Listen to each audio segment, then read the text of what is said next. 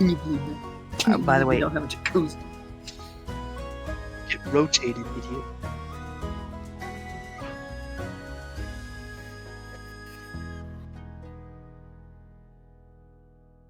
Out sucking blood.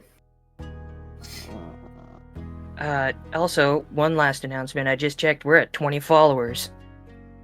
Woo! Woo! 20 people! Now just 100 more and we can do something with our lives.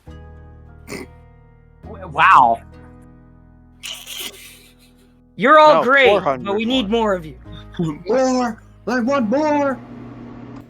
It's like Kylo Ren The Grim is our Okay, fine. More! Finally, now the recording can actually hear me. Yes, we can hear you. Well, the recording can now, but you know, yeah. I couldn't before. No, I apparently record? my It's bad. microphone was glitching out and was not set to the default for whatever reason. Even though it is my default. So That's a perfect insult, by the way. You are just the default character. Yeah. Or that could be a great compliment, because sometimes default characters are sick. True. But yeah. True. So welcome to episode 11, ladies and gentlemen. Episode 11, Calm Before the Storm. So I will say, today we have with us our glorious cast. Azul, the God of Balance, playing Burke Rizstoff. Sin City wasn't made for you. We have the great and grand Ivanator as Leopold Marcus Arcadian. We have the lime green lemon man, Lemmy Lemonhead, as our shady boy, the Grim.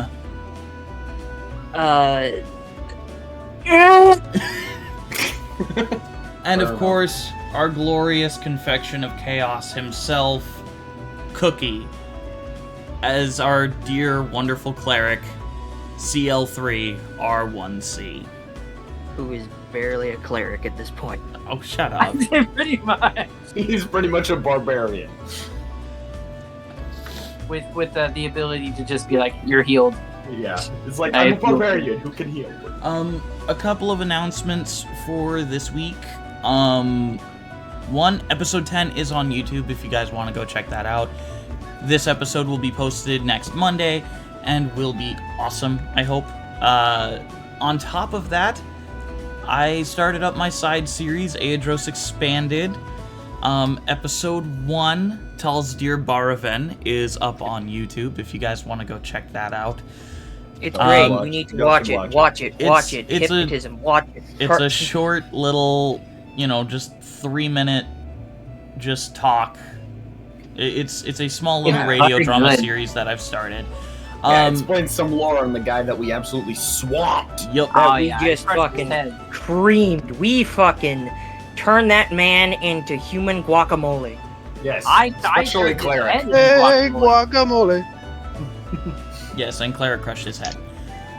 Yes, But yeah, so episode 1 of that is up on YouTube, and on Monday, I will be posting episode 2, which, I'm just gonna reveal the name of episode 2, Leandros and Cetus. Oh. It's gonna give you some backstory on those two, and it's gonna be a lot of fun because I'm bringing in one of my dear friends, Thaddeus, who is another aspiring voice actor, to come in and assist me as Leandros, a character he came up with and I used in my D&D campaign.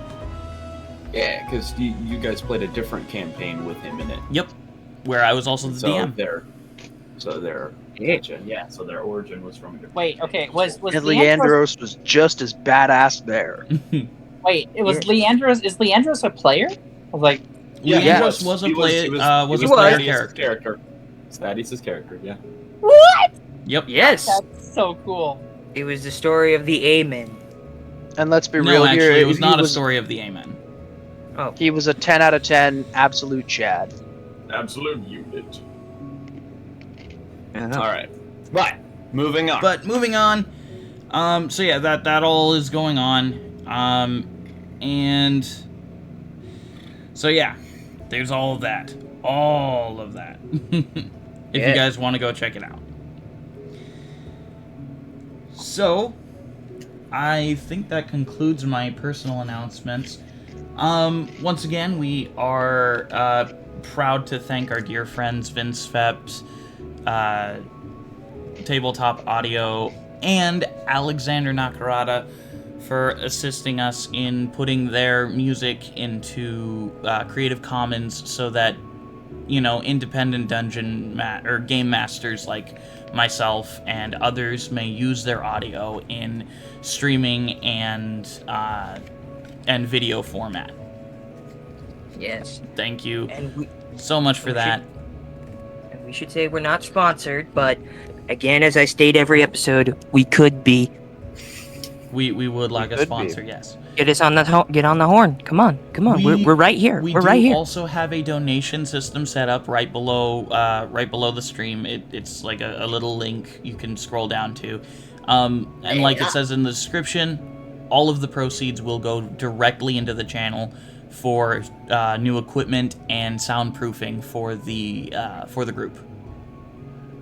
So, you know, help us out there as well. All of us can sound real nice and close to your ears. I'll be able to use an actual microphone instead of Right. on my goddamn I'm right in your phone. I'm right on your ear, baby. You like Yes, this? okay, I yeah, could yeah, I could barely close my mouth. Okay, you get it, okay. Okay, we're done. But yeah. You're done. I'll know You're about done. it. Alright, guys. With that, let's hop right into that. Hop right into this. I am going to change the music real quick. Let's do this one. You should all just know that only he can hear the music. You guys can hear the music, and he can hear the music. We can't. Yeah, they listen to their own music. Yeah, I don't listen to anything. I just listen I don't. to Yeah, the I don't silence listen to inside. anything. I don't know what you're talking about. I listened to Tiny Tim tiptoe through the tulips. I listen. I listen. That I is- listen. No. I listen. Objectively, the best thing you could be doing. I listen to the ever-present gosh. void that exists within my soul. Fair. So, where Yes, we it's left a off. Where we left off. Our heroes had just narrowly saved their ally Leandros from being killed by the religious figurehead of the Dirnthen the Dirnthen theocracy. Sorry. Yeah, that was fun. Yes, that was humiliating. But they did fail in the ritual's interruption, as the Pope, being a religious figurehead himself, was killed and his soul absorbed, thus re-summoning the long-dead Demon Lord, for which the collaboration front had been built to stem the tide of. Yeesh. Having Yeah. feeling a bit down about this, Cleric went off on his own for a bit. Khan followed him for a bit and went off on his own. Cleric had a conversation with his father. Papa. And yeah, once he came back, he gave people hugs. While he was having a conversation with his father, Grim was having a conversation with his old friend, Danica. Arnica. Did not the feels. That's all I gotta say. Socked you in the gut like a professional boxer. And right before we ended last episode, before we entered the time skip, Leopold and Cleric sat next to a meditating Aeidros, which is where we're going to start today's episode. Time to have a conversation with the furry man. Time to have a conversation about your future. I'm your guidance counselor. We've been trying to reach you about your car's extended warranty. God, So, where do you plan to go to college? Leandros, we gotta talk about Cetus. You gotta tell him he's adopted. He keeps thinking he's a cat, and that's just not... it's not working. Listen, it's getting creepy now. I've seen him just licking himself, and it's not good. Every time, a saucer of milk. I don't know why. Like, I set it out for the actual cat, and halfway through, the cat's gone. The cat's either dead or missing, and Cetus is just there slurping on the fucking milk. oh my god. I love and hate all of It's you. canon. He's It's out canon. in the savannah stalking prey constantly. He's always half naked. I don't know why. Alright. Like goddamn Tarzan, but a cat. As, I think that's good. as you both sit next to Aeidros, who, once again, is in a slight meditative state, he breathes in sharply. We failed.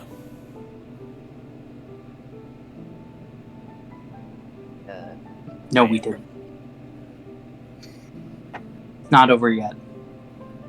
Leopold turns and looks at him.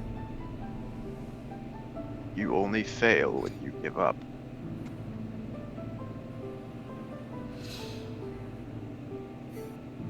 We Have you allowed given up? a monster of unimaginable power to be released onto a world that is not ready for it.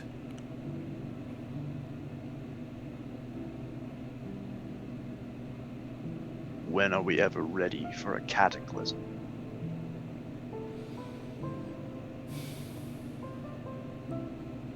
Makes a valid point. I wasn't ready to be captured. Cleric is gonna pick up a rock, kind of hold in his hands, and kind of toss it off to the side. It says, "No one is ever really ready for anything. We can only make best of the situation we have at hand." What we need to do is prepare. Make ready. Agreed. We will look into what we can do. For now, all we ask is that you aid us in cleaning up the aftermath of this. Okay.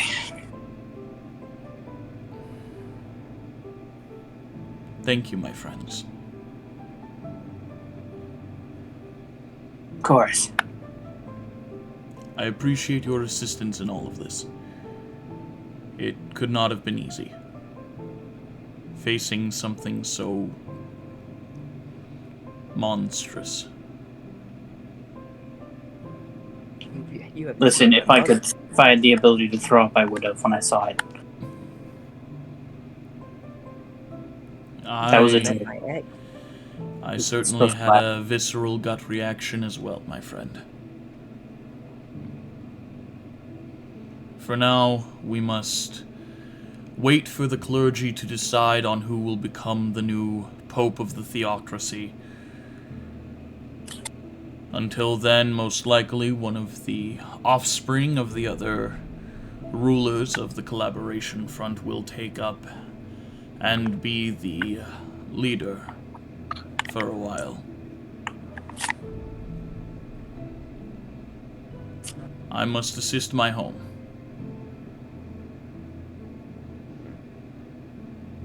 Thank you for coming to my aid. I would have died and this cataclysm would have come about anyway had you not been here.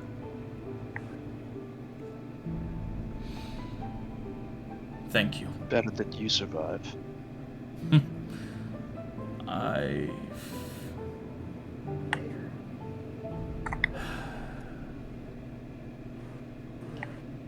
I've known already Tandro seen the you at Second for many, many years.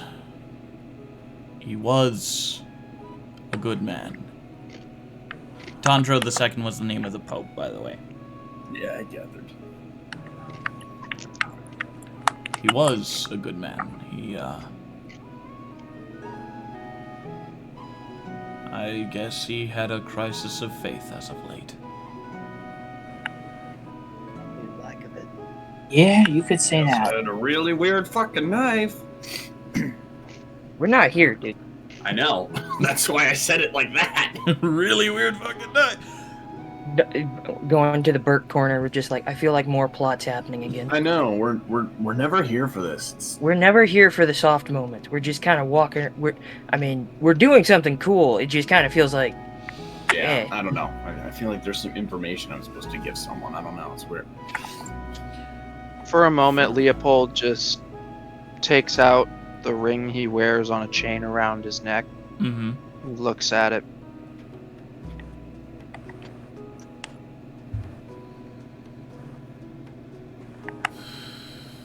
For now, Clenches his fist. Leandros stands up.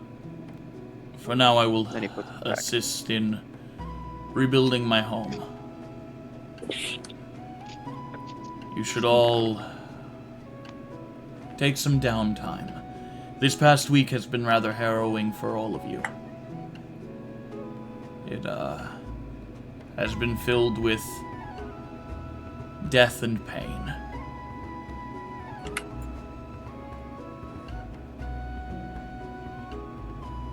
I bid you a good night. Good night, Leandros. And Leandros will walk towards the exit of the palace, towards the Dirnthen sector.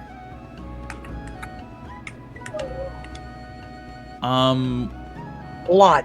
As we enter this time skip area of the campaign, we are going to start with Cleric. Yes. Cleric.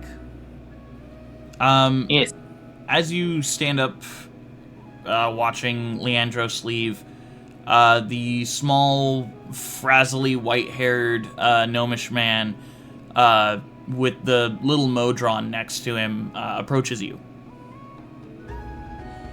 My, that was an experience. Certainly. I couldn't help but notice that our enemies were having a rather, easy time in attacking you.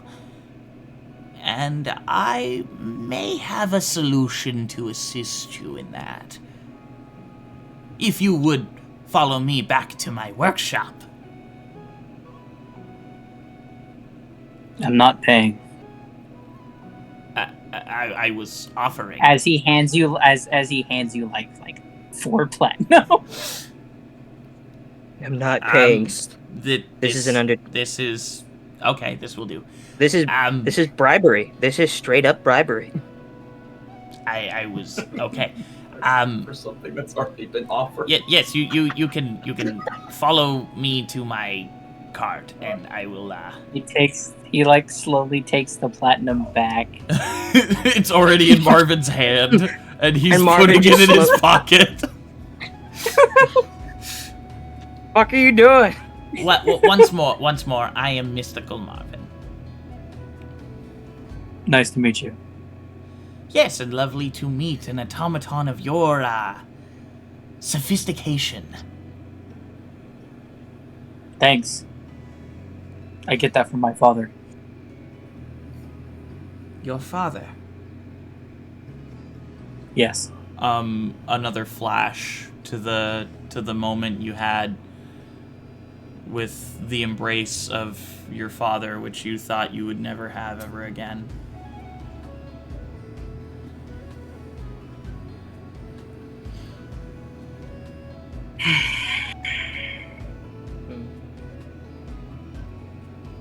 And as Marvin leads you not to the Ebnon sector, not to the Dirnthen sector, but instead the sector of Enders, a sector of the city you have not been in as of yet.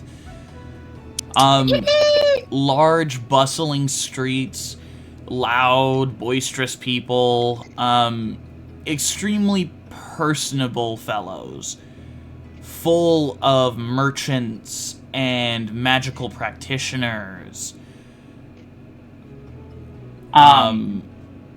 Yellow banners hung up, hanging from houses, people partying. Like Woodstock. Lots of gnomes. He is I'm gonna tell Claire's gonna take out his notebook and he's gonna look up and around, and you can see he's about to start writing, but he closes the book back up and puts it in his bag.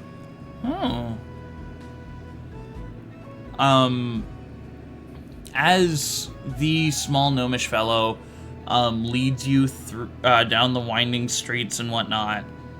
By the way, he is very short for a gnome. He's only about 3 feet tall. Although you can tell he is exactly 3 feet tall. He Cleric is going to he's gonna say, very short for a dwarf. Or no, not for a dwarf, for a gnome. And he's gonna say it in gnome. Ow. That's just he's gonna fucking say add it an in- insult to injury. He's gonna say it in what? Gnomish. Okay. As you say you're very short for a gnome, he turns. Yes, I am. He turns once more and continues leading you down the winding streets. Also, this entire time, you, the strange little,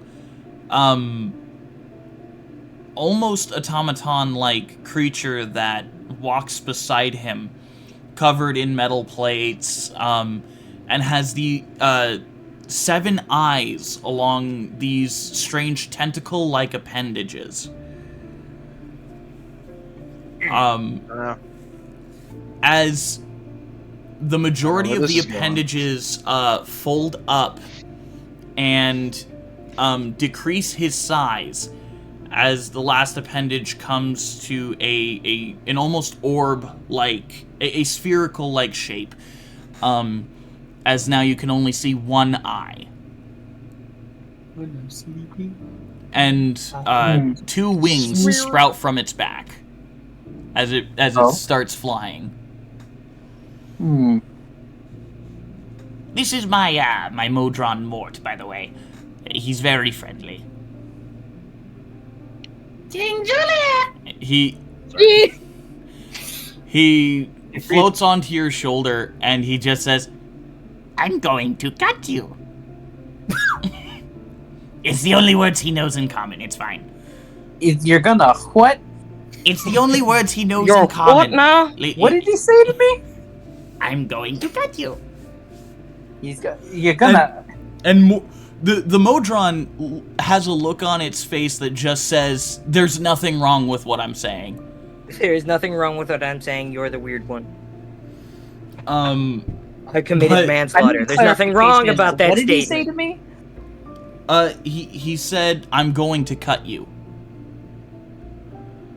I am immediately friends with this Modron. I'm gonna my head is gonna slowly turn towards the Modron with horror and intrigue. And he's got a massive smile on his face.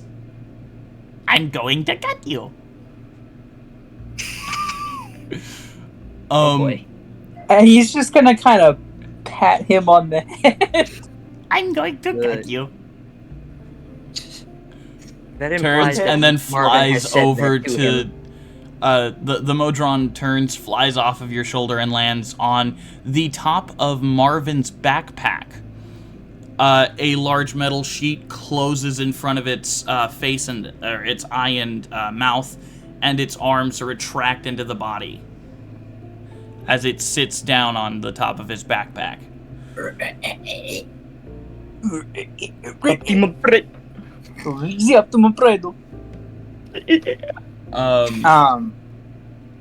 And as you reach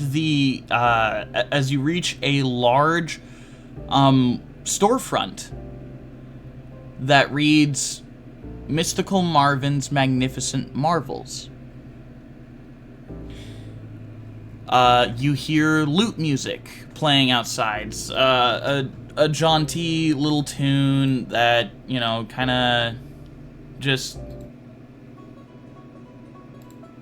kind of, you know, makes you think, ah, this is a good atmosphere. There are a bunch of gnomish individuals, dwarves, elves, humans just dancing in front of the shop to the tune. As you see a very tall gnome, about 4'7". Yeah. Dang. You could be He's honest about very that. tall for a gnome.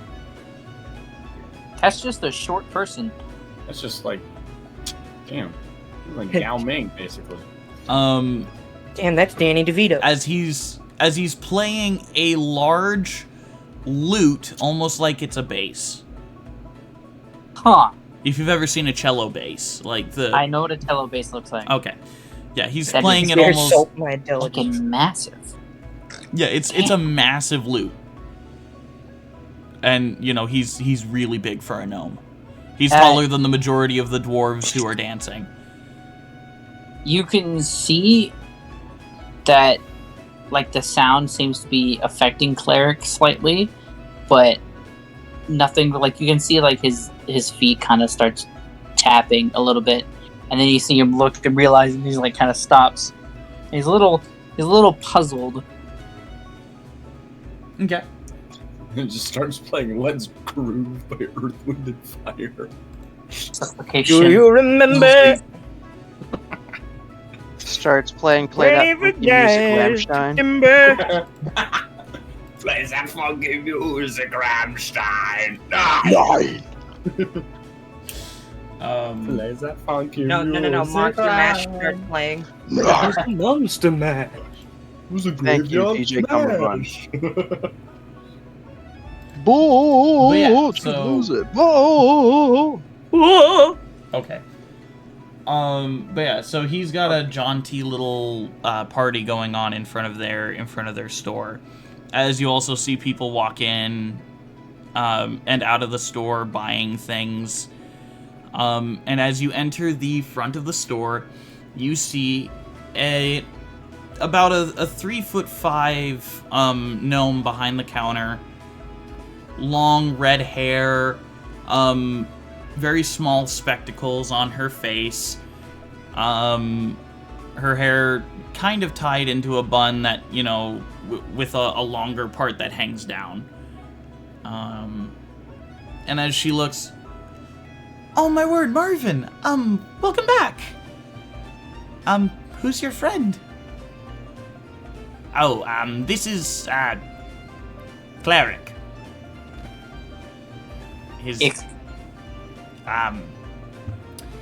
He has come here with me to, be upgraded, if you will. He's come to download Windows 11. I see. All right. Well, your workshop's just the way you left it. I'll see you in a bit.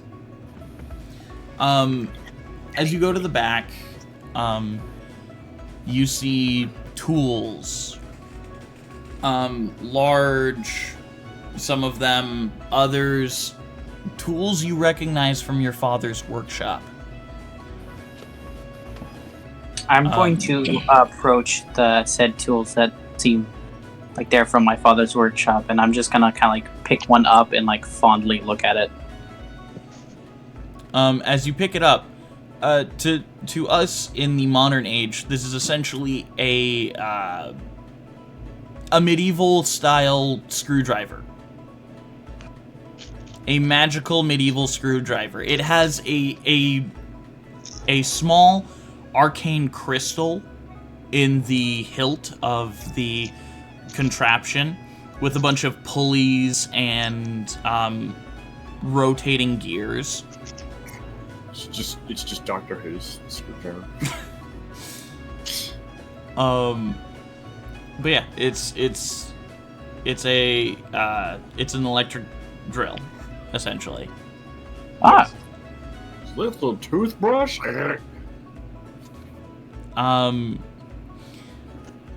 And so, as you look at these tools, apparatuses, and whatnot, he begins the process of creating for you heavier armor, or, well, armor plating specifically.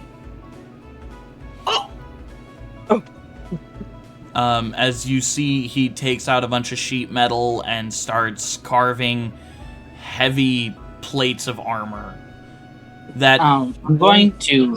won't hinder your movement. It'll make you a bit heavier and will probably make you noisier, but you can tell he's taking care so that it will not affect your movement. That is good. I'm going to kind of pick up the thing that was like once my father's, and I'm gonna turn towards him. And I'm gonna ask, "Where did you get this?" Oh, that? I visited the Elbrun Imperium, I'd say, what was it? 100 years ago or so? Found those in an old, destroyed, workshop. That was my father's workshop. Then you I are a know. child of... You are a child of the father. Indeed. Oh my. You're rather, You're Old? a rather intriguing specimen, then. Oh, More intriguing than I thought. Allow me to, do a few more, lookings. Please. of course. As he walks around, continues to make your plating, you and he have conversations of stories of the father. Specifically a story of what many people thought to be the second coming of the father. Around the time when the Elbrun Imperium was founded, there was an entity who was a gnome who was known as the father of automatons.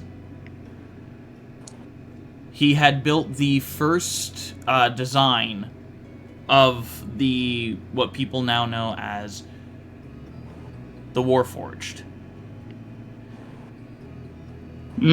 He now, after about 50 years of him creating these Warforged and the Elbrun Imperium, using them for their own goals, he decided that it was enough, and he tried to run away but was killed. And around 40 to 50 years later, there was the second father. Stepfather, if you will. An individual of even greater renown than the first.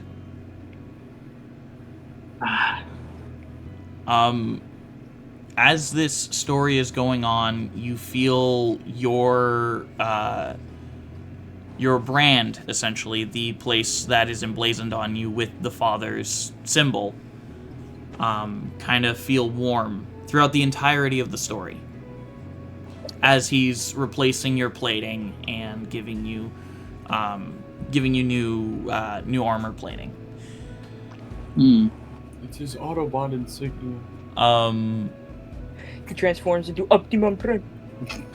The second father created what was known as the class automaton series. They were Warforged who were built in for specific reasons in specific ways. However, Specifically. the first designs of each of the class-type automatons were special and dear to the father. And so he kept them and raised them as children until eventually he had to send them away. And was killed. Not me, though. I didn't leave. I'm a clingy bitch. I'm a bad bitch. You can't kill me. But there are many different ways that the father was described to have died. One of which had a telling from several different eyewitnesses of the automatons, the Warforged, turning, going into a type of sleep mode, and making a whining noise. Almost as if they were sad. As a beam of light went from the ground into the heavens.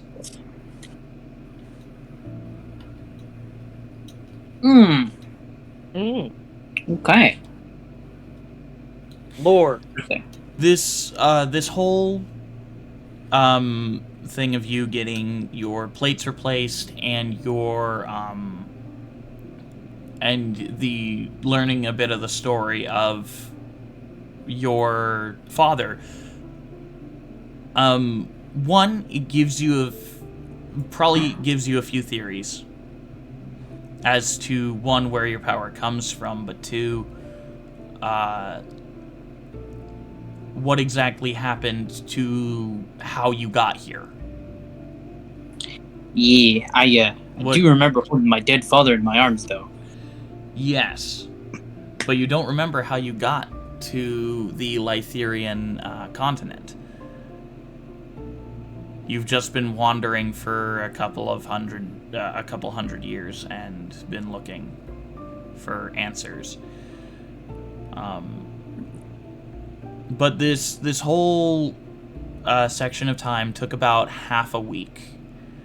And after you're done, you've been essentially living with Marvin and his family, who you now know. The female gnome, her name is Evie, and the male gnome, the tall one, is his brother Tyne.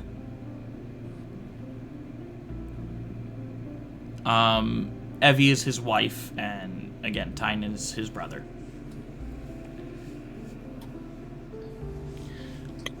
And how do you spell his name? Marvin or Tyne?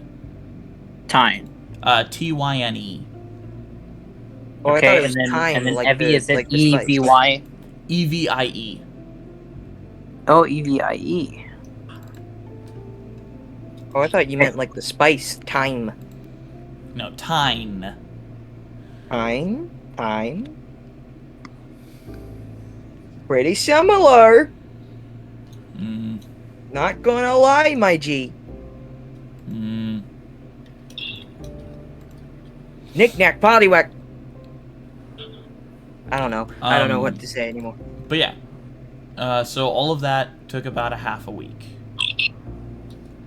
And after you were done getting upgraded and, getting your information that you wanted, what do you do after that? As you say goodbye to the family. I'm just gonna kind of wander around the city, just just mostly just spending my time trying to socialize myself more than I had in the past. Okay. All right. And so that's how you spend the... So I'm slowly becoming a people person instead of being a lonely robotic dipshit. That is... a And Plus you- 1 to bloodthirsty charisma score. And so you spend the rest of your time going through the cities, well, specifically Enders, and or Edenon if you want. Just going through, just being personable, saying hello, and helping people out, and filling yourself with a sense of joy as you're living your life the way you want to, just like your father said in your vision. Yeah. Good. After that, we are going to come to Grim. Oh, all right. Didn't expect to be the second one on the list, but all right. Grim. Let me look at your notes that you sent me. I did. I Because was you all were- for once in my life. You're Yeah. very, very Yeah. nice. Yeah, I'm a lazy Ugly. piece of shit. All right. Okay. So Sorry for not going into specifics. You're on that. good. Okay. Happy birthday to you. Happy birthday to you. Okay. Happy St. Patty's Day. Happy St. Patty's So- Day. So, right after the battle, you decided to get a long rest by going to Danica's inn with her. She got you a room, and you guys caught up a little bit, and you Yes. both.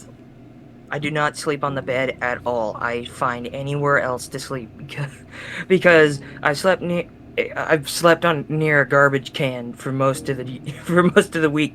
So I'm just like, part of it is just like, I don't think he just doesn't want to be in the bed. He's not used to it. He's That's just fair. laying on the floor. Um. Why aren't you laying on the bed? Because this is more comfortable. So Like during feeling that like garbage. during that first night, you are, but before you go to take your long rest, you're visited by Atep Hotep, Oh, okay. I'm just laying there and he's just like, who I'm just is laying there. sitting on the bed with a very grim expression on his face. I'm sorry. I couldn't help it. See what you did there. I couldn't help I it. see. Yeah, you could. You I could have. couldn't- I But couldn't. I really But it was funny. It was funny. is he looking down at me or is he looking at No, me he's from the looking. He's looking at the floor. bed? Oh, at me or just no, at the floor? No, just at the floor. Not at you. He's Stop just. looking at my dick. In fact, he's staring away from you. Oh. Didn't think Um, you'd show your face again. So what's it this time? The higher ups are in danger. And who are the higher ups again? They're They've in been having issues getting contracts as of late. Something or someone has been running interference. Let me guess. Bounty hunters, dewsmen, Blackstone. None of the above. None? Shit. As far as I can determine, it's a new hand at play. Knew what? A new Monsters have been appearing, but we still have been getting no contracts. So either nobody's putting in contracts or all the contractors aren't there anymore. We have lost contact with over 13 of our contractors. Even Lestrade? Yes, Strahd is off the radar, as it were. I have tried my best to find him, but no luck. He's one of the better contractors. So that's not a great sign. No, it's not. And what exactly do you want me to do about it? Keep on this contract. About that, do you know anything else? I mean, I get it. It's all shadowy secret stuff, but it's not very helpful as to what I'm doing here. A few years ago, one of our contractors was sent to find and kill a certain type of monster. As he left on this mission, we thought he would easily be able to handle it. After a few days, we found him, torn to pieces. His body parts flung into trees. His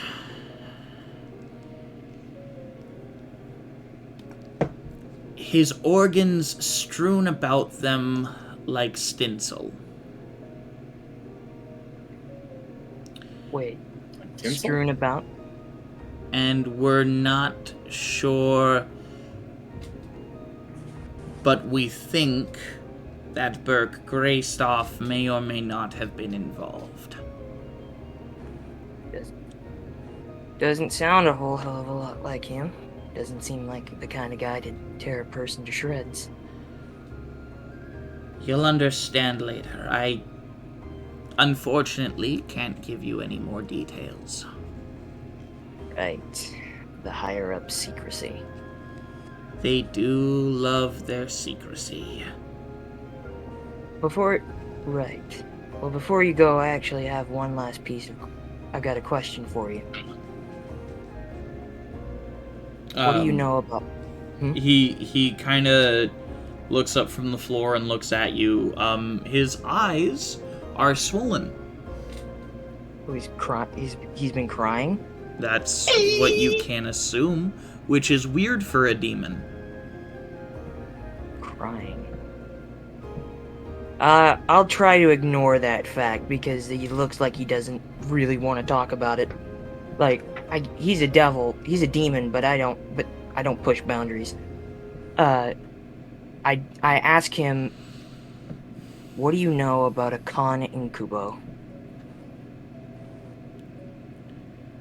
I just need some intel on that guy. Con incubo. Seems a little shady. I also haven't seen him for the last couple hours. As far as I know, he was a vampire hunter. I'll have to look into it. I'll ask around some of the other handlers and see what I can dig up. All right. For now, I will go. Get some rest. There's a lot I need to do. As he slowly dissipates from your vision. Grim just kind of looks out. It's just like, so, someone's contracting the contractors. Interesting. And he just kind of looks to the shadows and looks at the mod shadow with the two fucking yellow eyes. He's just like, looks like we got competition.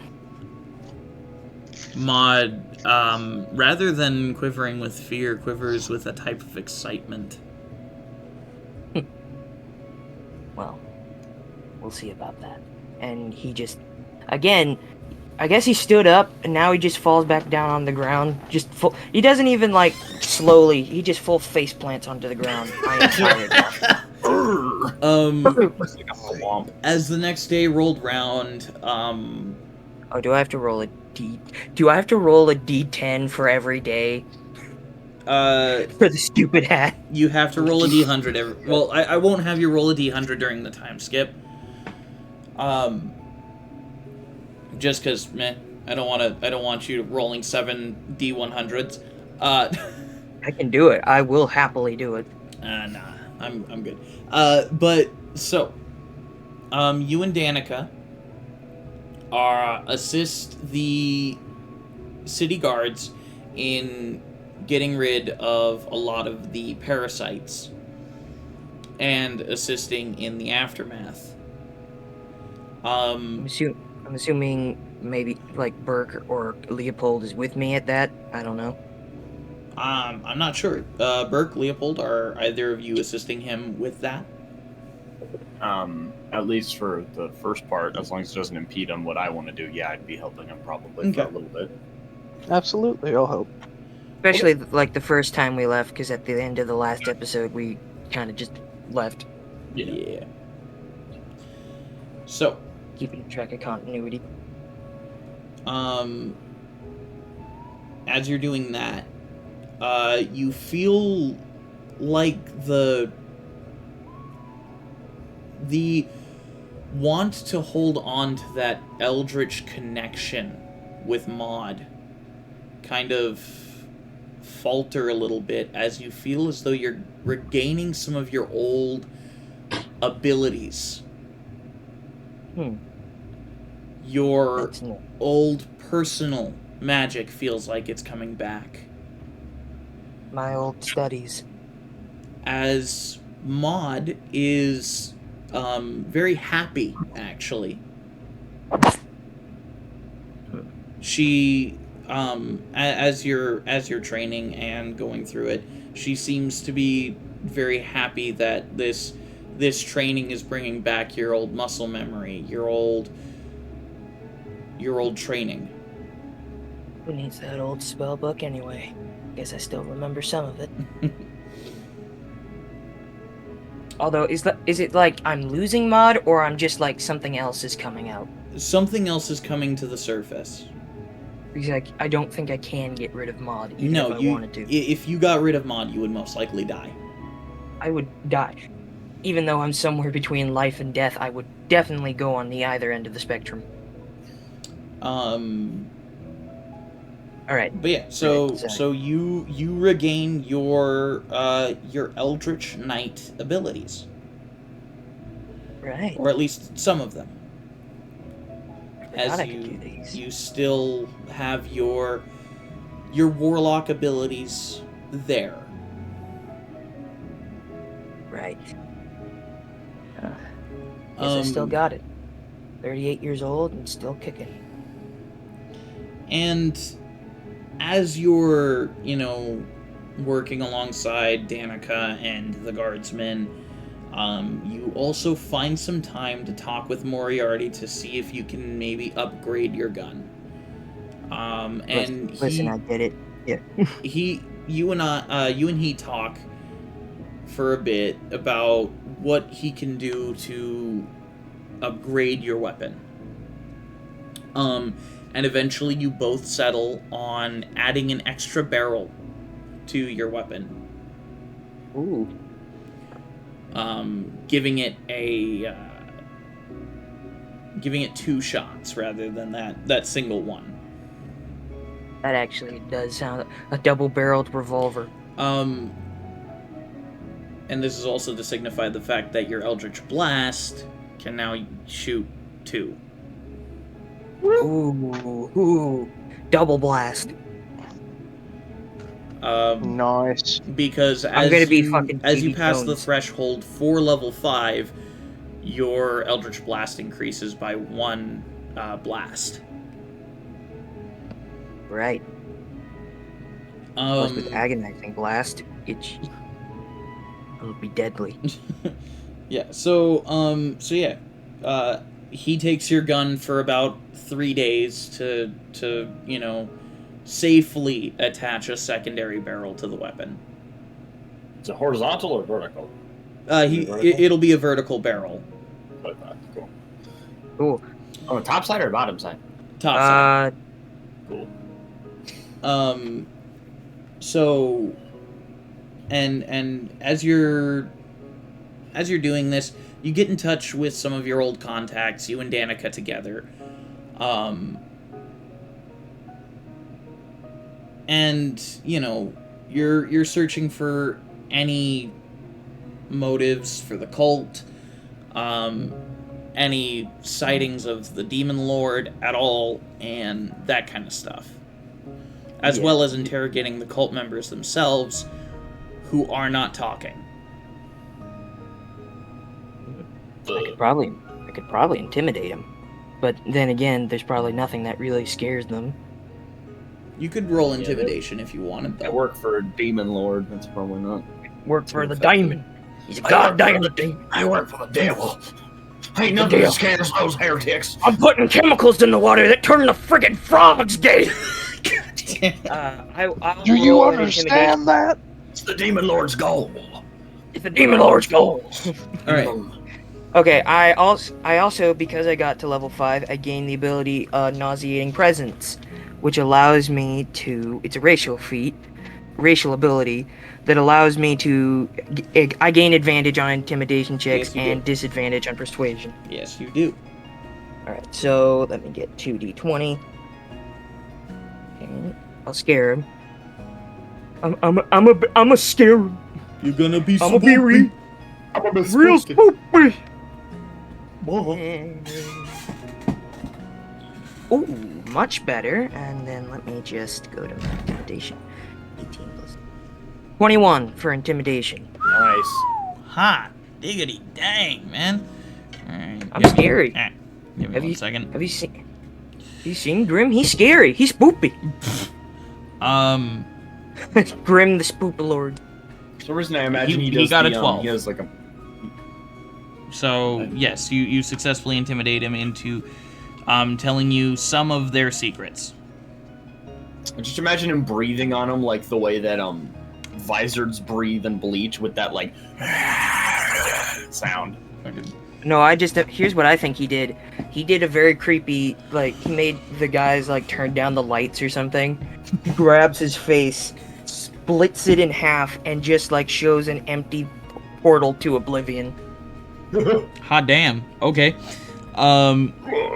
So that's what awaits for you if you don't tell me what's happening. He tells you a little bit about the ritual that they were casting, about how they already had the first 4 souls that they needed, the first 4 holy souls that they needed, and so the Pope was the 5th one, and the 5th and last one that they needed in order to complete the ritual to resurrect the Demon Lord.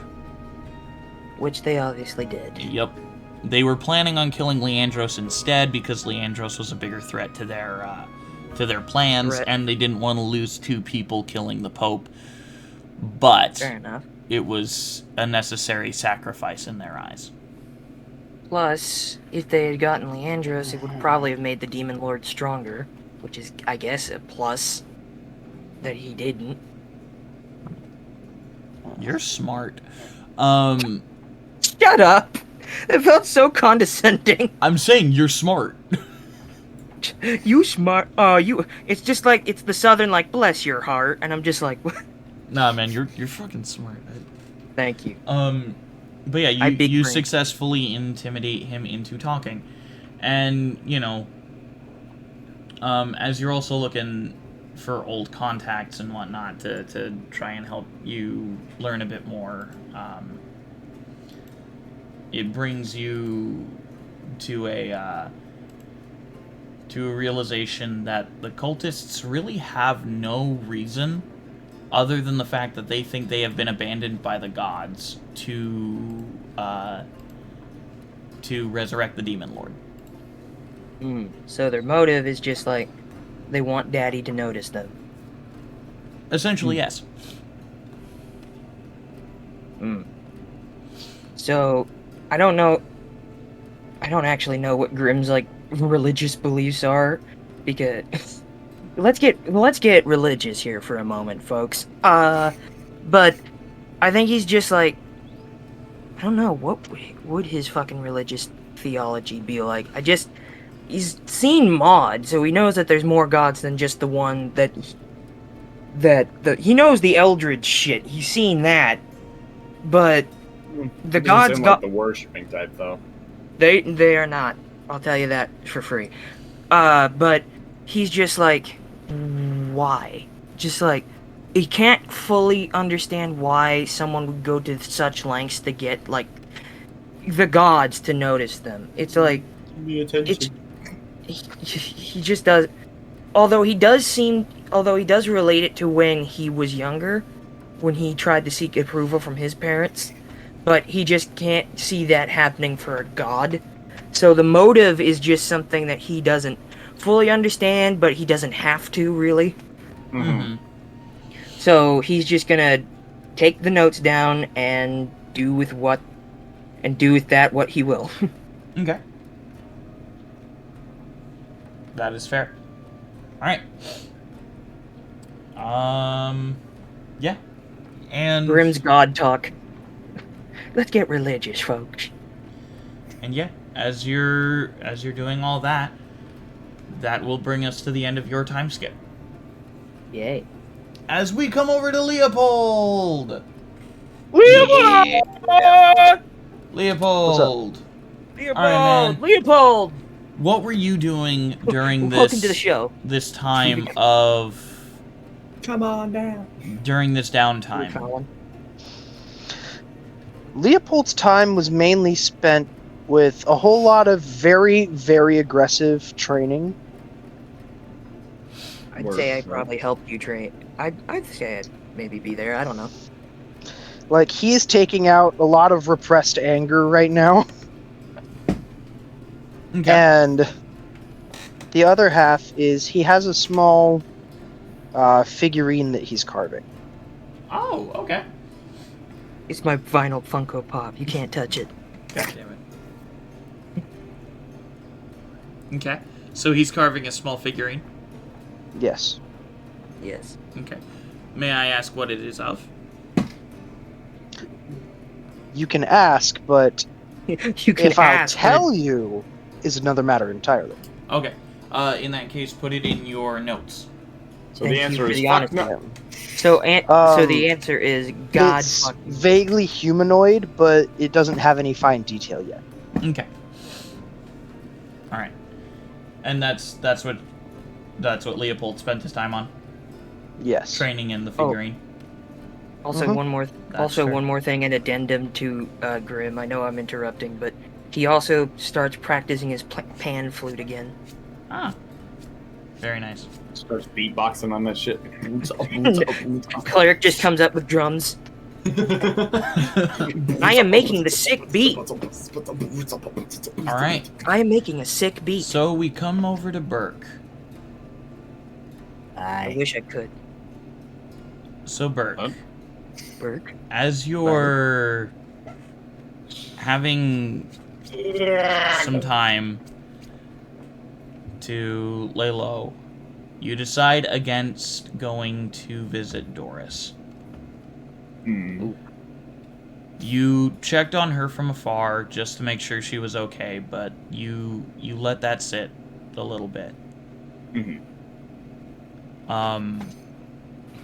You helped the guards take down some of the parasited people, and after that, you decided to go out into the forest on the outskirts of the Ibnan sector.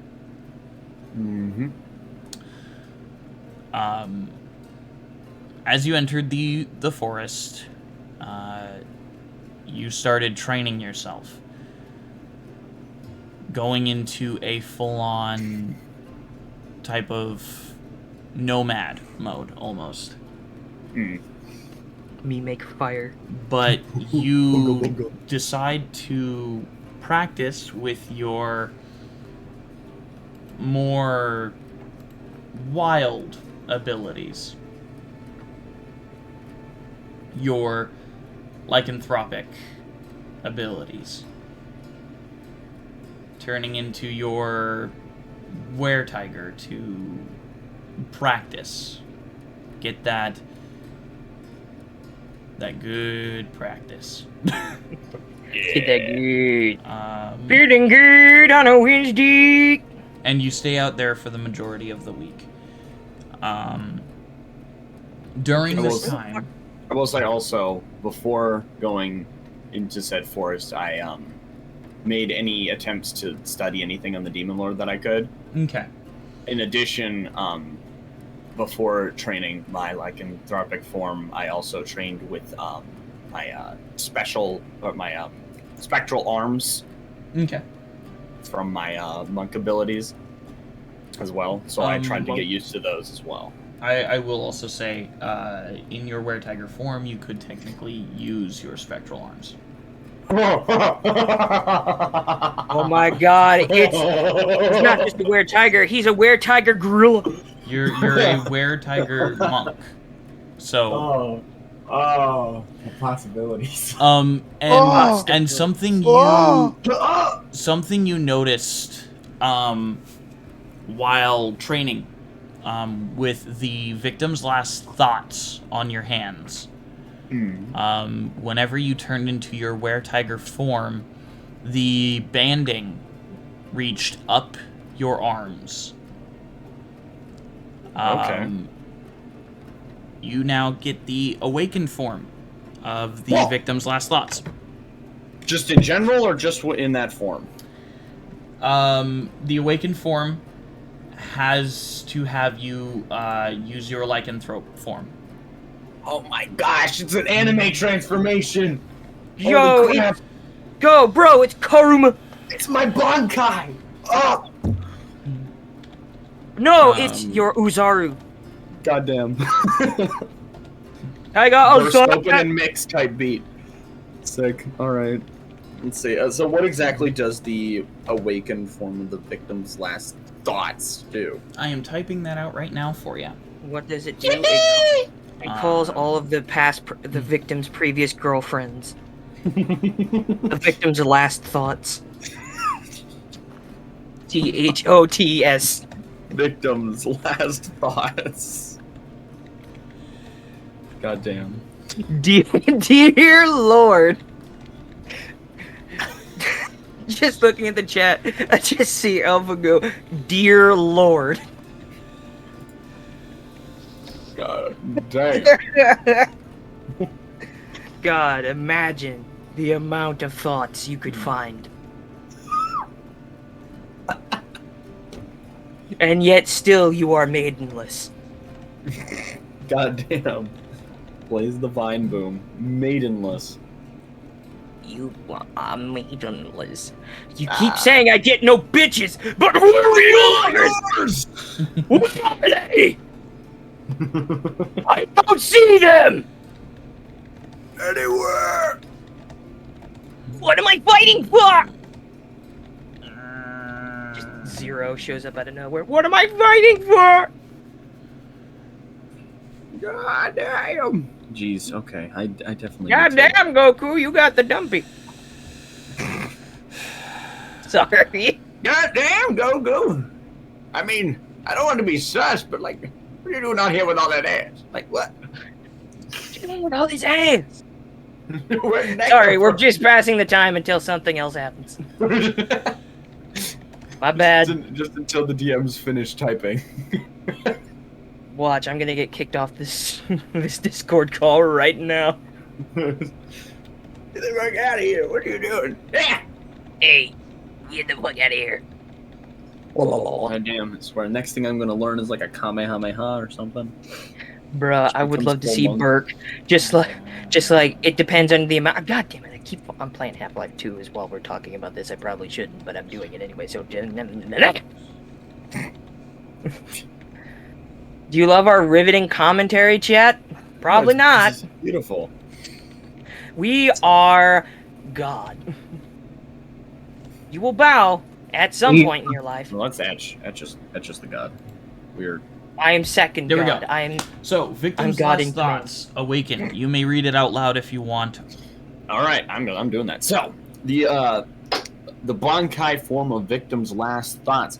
When your lycanthrope form, the victim's last thoughts give you advantage on strength and dexterity saving throws, as well as a chance of causing bleed effect on your enemies. They must succeed on a DC 10 plus your wisdom plus your proficiency modifier. Dang. God damn. That's pretty cool. The Rizzler has become the Punchler. Yep. I've always been the punchler. How bad could I possibly be? Just mauling somebody indiscriminately. How bad could I possibly be? So one day while you were training, you run into Cetus. Oh shit. Who had just finished killing a group of goblins.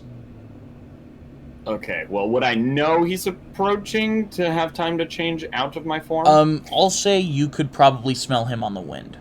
Alright, yeah, so I will. That is, he thinks he's cleaning himself with his tongue, but that's just not. He hasn't taken a shower in 3 days. Damn it. So you change out of your lycanthrope form to Just normal Greenberg. Normal Rizzler. No longer furry bird. Rizzler default skin. As you walk over to Cetus, he greets you warmly.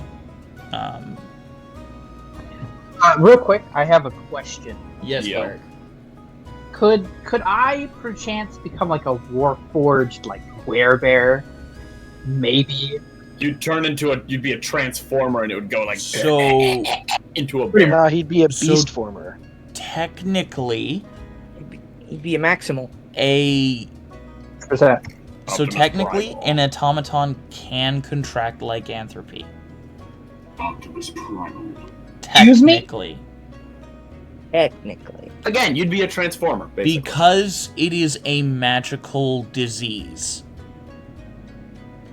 Oh. Well, the cursed lycanthropy is, yes. So technically, you can contract lycanthropy. Oh. So I'm just saying, if you want me to bite you, then yeah. Yeah, but I don't want to be a were-tiger. I want to be a were-bear. I would have to roll on the table to determine what you turn into. Oh, Yeah. so it would. You have a chance of it. wouldn't This really- So it doesn't Clip matter it. if the creature bites you. Yeah, Yeah, it's just lycanthropy. it's just somebody lycanthropy. clip this and tell. This is gonna come up later, and it's gonna ruin the playthrough. You watch. Oh my god. Somebody clip it right now. So you again, Burke. So you Right. encounter Cetus. He greets you warmly and asks if you could assist him in harvesting the goblin's ears. Ow. Yeah, sure. Thanks, man. Honestly, I didn't expect to run into you out here. Maybe I didn't expect to run to you either. So you just getting goblin's ears out here? Yeah, Something? doing a quest to kind of clear my head. Gotcha. I've been doing a bit of head clearing for myself as well. Yeah, with so much going on, it just kind of. Right. Yeah, everything's kind of been going to shit lately. Yeah. A Shit. lot on my mind from when I was a kid, or yeah.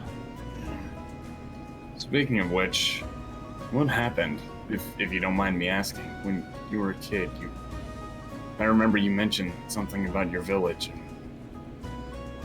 Not good coming of it. My village was weird. It's Alright. a town near the outskirts of Dirnthen known as Lifeless. Lifeless. That's a hell of a name. I know, right? Not as weird as The majority of the populace were cursed with lycanthropy. Well, isn't that convenient? It was a dangerous town. That Yeah. I know how those are. it was scary, to say the least, being one of the only ones who didn't have that extra way to protect themselves. Yeah. So your dad's a cat. What's that about? But I was seen by the oppressor of the village, a lich. Makes sense. The one who cursed the town and surrounded us with undead to keep us in the village. Oh, wow. As his experiments. It was a life that was not my own. It's horrible. And being one of the only ones who did not contract lycanthropy at birth, I was taken by him. He killed my parents and my friends. And he took me to his home and experimented on me. Dear God. He injected me with chemicals I couldn't even pronounce and Osteoporosis. cast spells on me.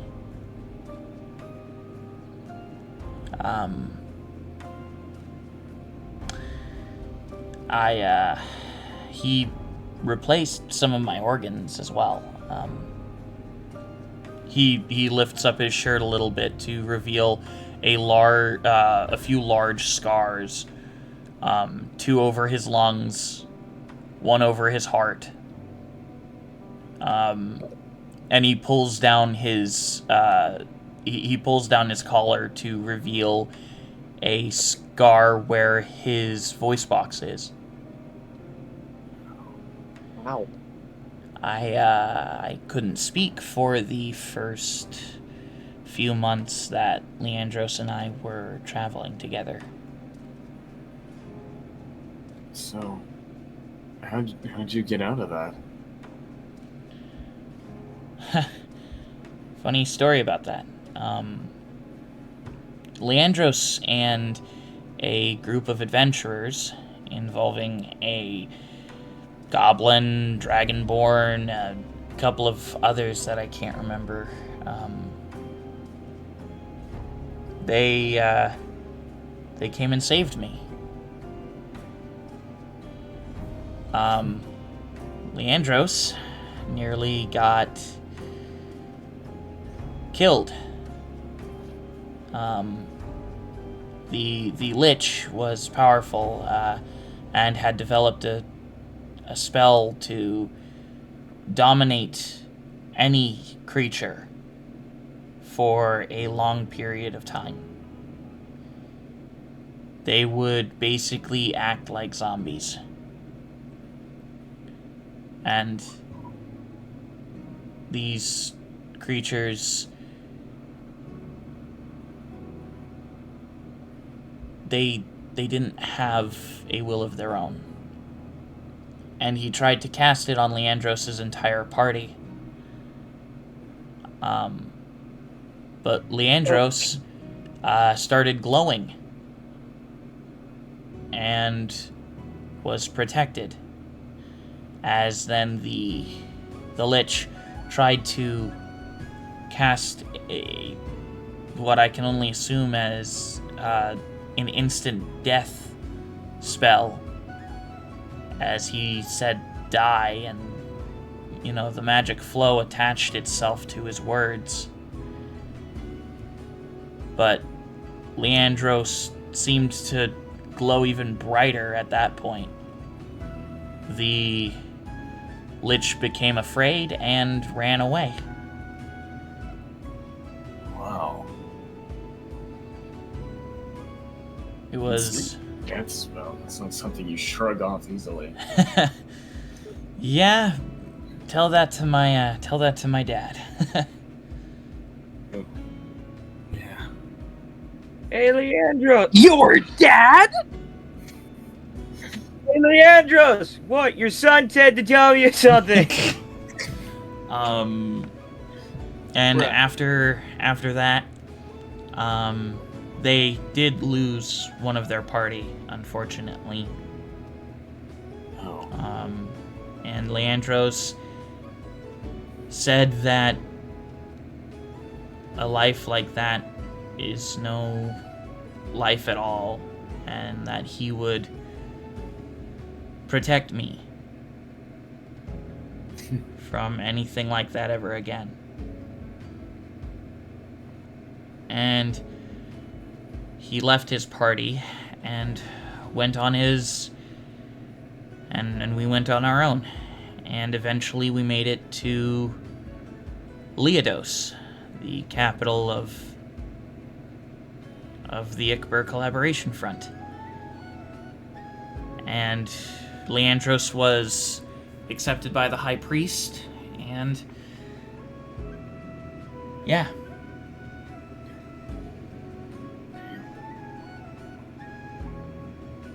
Leandros is a good man. Yes. Twice the man I am. No, you've been through a hell of a lot. That alone shows me you're just as incredible. Yeah. Thanks. I don't know. I felt like I couldn't do anything when he was in danger, though. Maybe back then, but you can always improve. And even if you feel like you can't do anything, at least, I mean, I can't speak for the rest of the guys in my little group, but I'll be there to help you out whenever you need. Thanks, man. You too. Cetus sticks out his fist in front of him. Hell yeah, fist bump. As you return it, and you fist bump. Nice. As you finish collecting the ears. Yeah. It was just... Yeah, you guys were collecting ears that whole time. And I was just like, having this real serious conversation, and it's just like, I'm still alive! There's an earlobe Or you're not. here. That one's covered in earwax. I don't think I want that one. I think this one's still alive. Wait. Hold on. Give me a sec. Punch it in the face. Okay, we're good. We're good. He's still alive. Wait, please. I'm a magic genius. Knife goes in, guts come out. Knife goes in. Please spare my life, sir, and I will grant you guys. It's just fucking The Simpsons court. So yeah.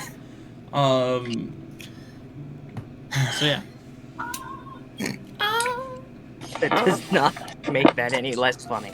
No, it does not. Well, I think... Yeah, I'll so, I guess while we're still picking up ears and everything, so, after all that, how do you feel about lycanthropes and things of that nature? I mean, considering the majority of my friends and family were all lycanthropes, I mean, I don't really have a bad view of them. It's just, it can be scary knowing that, you know, the ones that don't know how to control their power can get as violent as they do. Right. Yeah. I mean, Alright. heck, again, like, they were my friends and family. I miss them. But after the Lich left, a lot of the undead left with him. And the majority of the town were able to get help and while they weren't able to cure their lycanthropy, they were able to discover at least a little bit how to control it. Right. Vitamin D. Well, this isn't something I usually tell most people, but given your background, I think you could probably handle it. I'm also one. Lycanthrope, that is. His head does take a sudden turn towards you. Have you Scooch a little bit back. Have you ever lost control? A few times. I learned to control it in the past, but as of late, I've somewhat forgotten my teachings. I've been trying to, well, that's what I've been doing out here. Kind of reconnecting with myself, trying to learn to control it more. Regain my abilities. Do you need any help? Yeah, sure, if you're okay with that. I'm fine with helping my friend train. Alright then. I guess if that works, we can get started. Well, I gotta turn these into the guild real quick, but after that... Of course. I'll be waiting here then.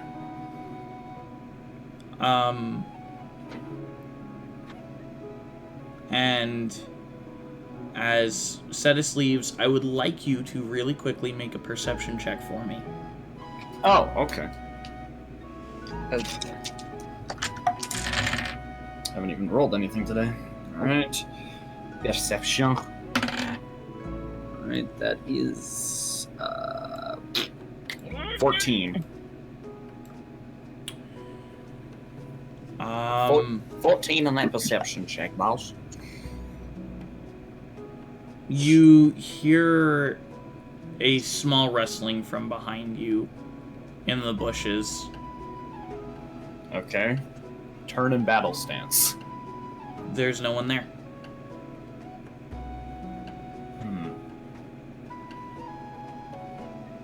Tentatively further investigate.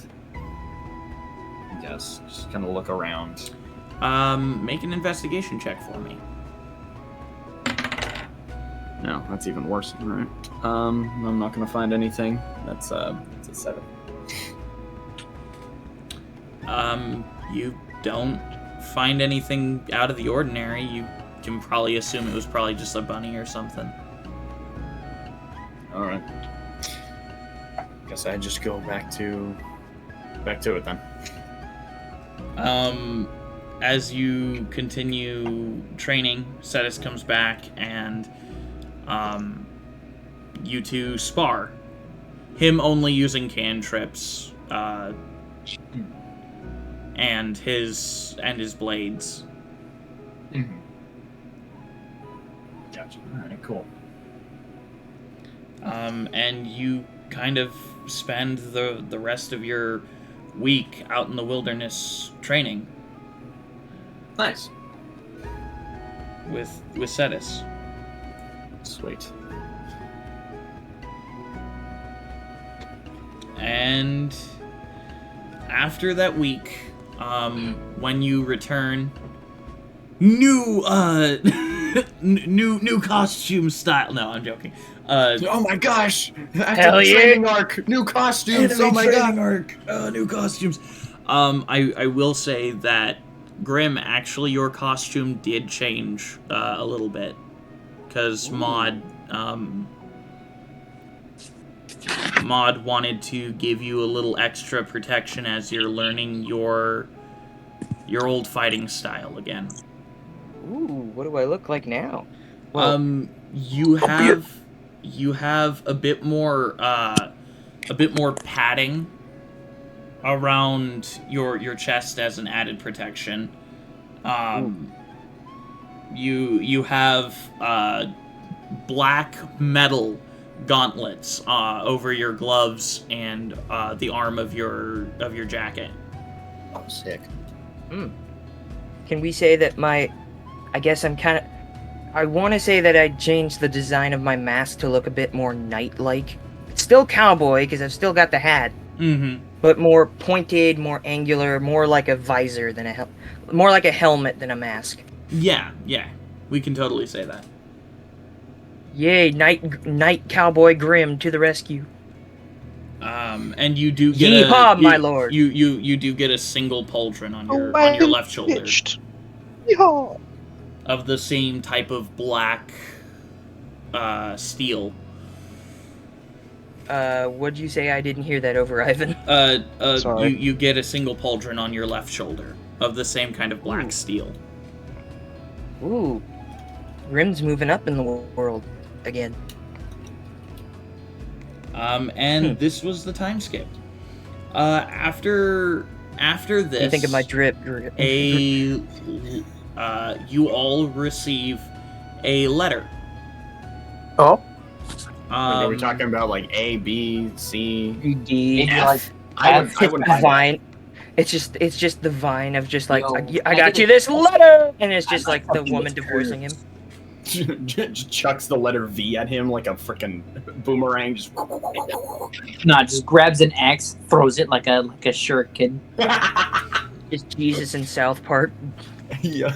Well, that's a question I need to ask some people. That's what I'm gonna do when I make friends with people. One of the first questions I ask: which letter would you use as a weapon?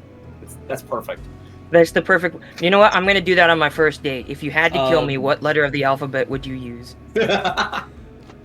So, Perfect. as you all open the letter, For comedic uses. it says first it says You took my boat. to those of you who assisted in saving the city. We would like to announce to you first that by the wisdom and grace of the clergy, Aeidros Kenson will be named the new pope He's a pope. of the country of Dirnthen. Leandro's Pope! Leandro's Pope! Bro, Grumpy Cat became pope. It's tartar sauce, the Pope. No way. He's a pope. And to celebrate this great occasion, and all of you being our heroes, we would like to invite you to a banquet this evening. Oh, Sure. brother. The only problem is that- Many of the collaboration front nobles, as well as some dignitaries from other countries, will be joining us for this banquet.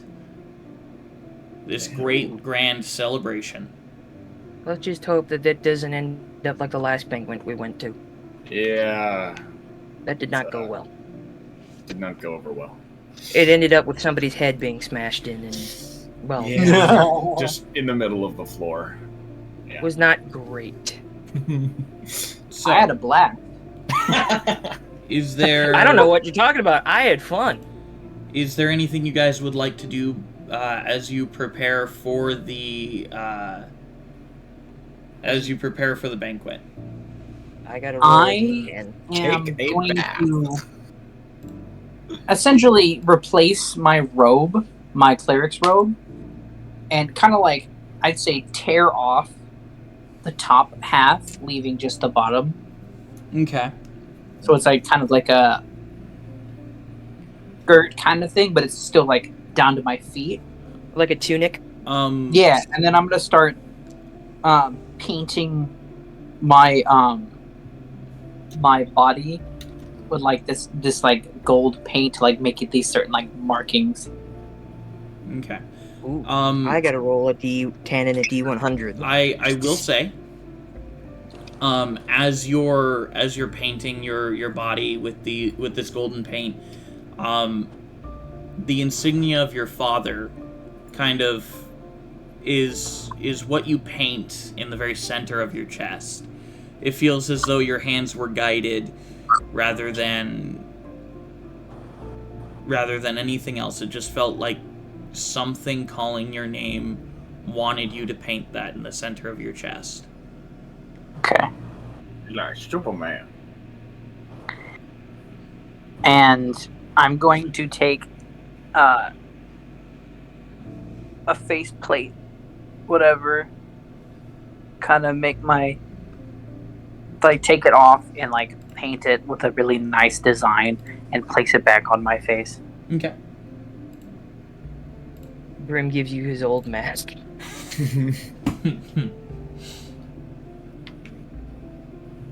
I don't know if it'll make a good face, but it'll make you look nice. Wait, did you get a new mask? Yeah, look at it. Oh. Damn. Check me out, man. You're dripped out the wazoo. Goddamn. Goddamn. Unintentional drip. Unintentional drip. I just realized. I think the drip. Where's the drip? Show me. I think Grim looks somewhere between like a gladiator, a cowboy, and a knight. Also, I need to roll a D10 and a D100 for my hat. So, did I ever get that backup hat? I'll say yeah. You got a backup hat. What kind of hat would I have gotten? I wonder. Probably a. I think that the one that you started with, the default. Yeah, the default hat. Stetson. Like a Stetson. Hmm. Okay, D10, D100. 400. So 4. Okay. So you got the Right. number 4. Let me. Is that how that works? Because it's Yes. 00 and then 0 I 0 gotta... on one die. The other one is 4. Yes, that is Yes. 4. Give me 1 second to find where your hats are. There they are. I just want to say that number 4, as a- Viking helmet with 1 broken horn. yeah, we've had that before. Backup hat. Okay. I mean, I could try to persuade it again. Listen. You have disadvantage on the persuasion now, though. That's right. I'm gonna do it though. I'm gonna roll it at disadvantage because I'm just like, look, we're trying to go to a party, not a Halloween party. Okay. What's Halloween? Roll your, Don't worry about it. roll your persuasion check. Mod gurgles inquisitively. It's like, don't worry about it. It doesn't matter. Hold on. That's not great. Hold on. Taking the other fucking roll. Let me pull up my fucking character sheet. Give me a moment. Plus, what do I have to persuasion? Plus 3 to persuasion. So, a 5 goes to an 8. You successfully convince your hat to change. Oh, wow. Oh, Begrudgingly. Yeah. Listen. It's because the I need to look DC nice. goes down every single time he succeeds. Oh. Does everybody? Am I doing this out in public? Please tell me somebody's seeing me talking to my hat. Oh yeah, no, you're walking on your way to the party with Danica as you're talking to your Danica Burke, hat. everybody. Okay. Listen, it's not weird. You gave me a prank hat that somehow has a personality. Ooh. What'd you get? 99. Ooh, 99. That, my good sir, is a USMC utility cover. What's a Okay, hold on. What is that? USMC Is it like a flat cap? Utility cover. Oh, Yeah. Gotcha. It's like a flat military cap. Yeah. I'll take that. Kind of like the comrade one, but it's like the commissar's one. But now I've become super patriotic. I don't know. I feel. I don't know. I'm just feeling something about the free market. Capitalism. That's my answer to that question. So What's the anyways, best? we were all thinking of sharing. Capitalism. Capitalism. Free trade. That is my answer. Capitalism. My answer to that question. Capitalism. Democratic Republic. Let's see the hat. I want to see what the hat looks like. It's a standard military type hat. Yeah. I'll send it in general. You could probably show the chat if you wanted to. Just like, they can see. Meh. It's in general. You like it. I don't wanna. Is there anything else you guys want to do before the party? I'm just gonna say that I took a party bath. Fair. I was out I'm in going forest to- for like half a week. That is fair. Attach the Dude, you smell better than normal. I'm gonna yeah, integrate my bag of holding into my body. Yeah, I rolled in a bed of flowers. Integrate your bag of holding into your body. Yes. Oddly enough, that does not make you smell any better. That's Okay, so I'll say you can hold it within you. I will not say you have the ability to integrate it into your body as of yet. Okay.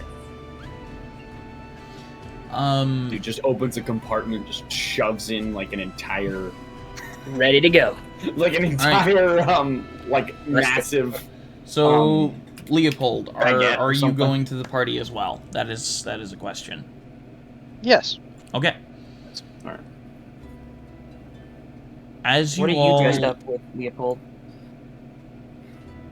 I would assume he's just in his armor. No, I want to see Leopold in a tuxedo with his helmet still on. No, he has formal robes. Yeah. So you all go to the banquet. More filthy You of wine. course see Eidman. You see the freshly resurrected Captain Dregris. Oh yeah. Oh, that Uh, guy's still alive. you do not see Captain Erbkin, and you remember a newspaper article about how he disappeared Right. and still has not reappeared. Forgot corrective nose is still missing. Correct. Yeah. I hate that that's your nickname. Corrected nose. I love it. Pointed. It's not It was broken. point- He fixed it, so he's corrected nose. So Reverse plastic surgery. Mm-hmm. you guys wander in, that shit broke you. and I would like all of you, as you walk in, to make a perception check for me. All right. Fine. Alright. Oh yeah, did we ever figure out where Khan went? You have not seen him at all Just like, during this week. Derek, Probably I thought he out. was your partner. I don't know. He's probably out sucking on someone's face. Like, actually sucking on someone's face. Not like, kissing or actually. Probably. Yeah, I get it. That's what I would Yeah, your description was enough. You didn't need to go into detail. All right. say. Okay, yeah. Okay, perception? Yes, perception check. Case. Alright, I got a 16. Okay. I That's got not great. 7 plus 1, 8. 17. 17. Okay. Yeah. Leopold, what did I you got- get? An excellent question. An excellent question. We'll be right back. I'll be right back. Stupid. What'd you roll, Leopold? Where'd you roly-poly? What'd you roll on your perception? I am not a patient game master. It's a nat 20. Okay, no, not patience for that. Jeez. So, Shit out, bro. my gentlemen, I see everything! as you're looking around the crowd, specifically you, Burke, see your old employers once more. This time they seem a bit... They seem different than when you last saw them.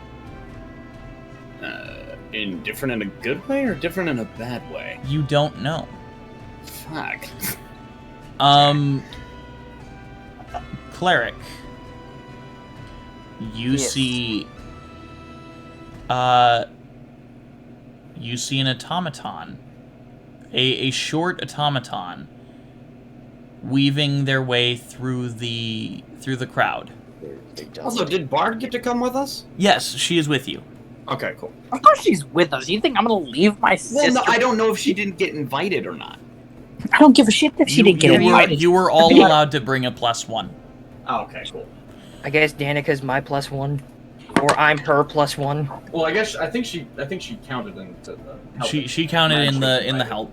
Moriarty and his daughter are there as well. Yeah. Along with Marvin and his family, actually. Gotcha. He brought 2. Look at my cold. I have 2 barrels now instead Leopold, you see all of this. And As then well some. as one other person who catches your eye. And if you would please join us. Well, one second. Ladies and gentlemen, please welcome our dear viewer who has been very loyal to us, Tamaz Alpha. What? Very... This was not planned. Sup, sucker? You Hello. didn't know about it. Who the hell? I did. It's Tumaz Alpha. Well, of course you knew it. Holy shit! I know who that is. He's Yes. one of our. He's the only person in the chat that talks. I have been a very loyal Vocal chat member. for the past 2 years, and now I need you. Just like you come on here and you're just like, before I begin, I must ask. I have already subbed, so I need to see your feet. That was the agreement. No, I don't do peep pics. So, I will settle for dick pics. Okay, so, Venti, if you would please describe to Leopold, your character. So what you see is a very dark-looking feathered creature. He seems to be in a more well-suited robe that seems to be looking more as a noble-ish type outfit. He seems to present himself in a very posh way, where he's looking very proper and is getting ready to go into this feast. But he himself seems to stand out differently, as he's the only creature here that is bird-like. Poggers. Stealing my motif. So, Venti, you were sent to this banquet to locate that group of people. Mm-hmm.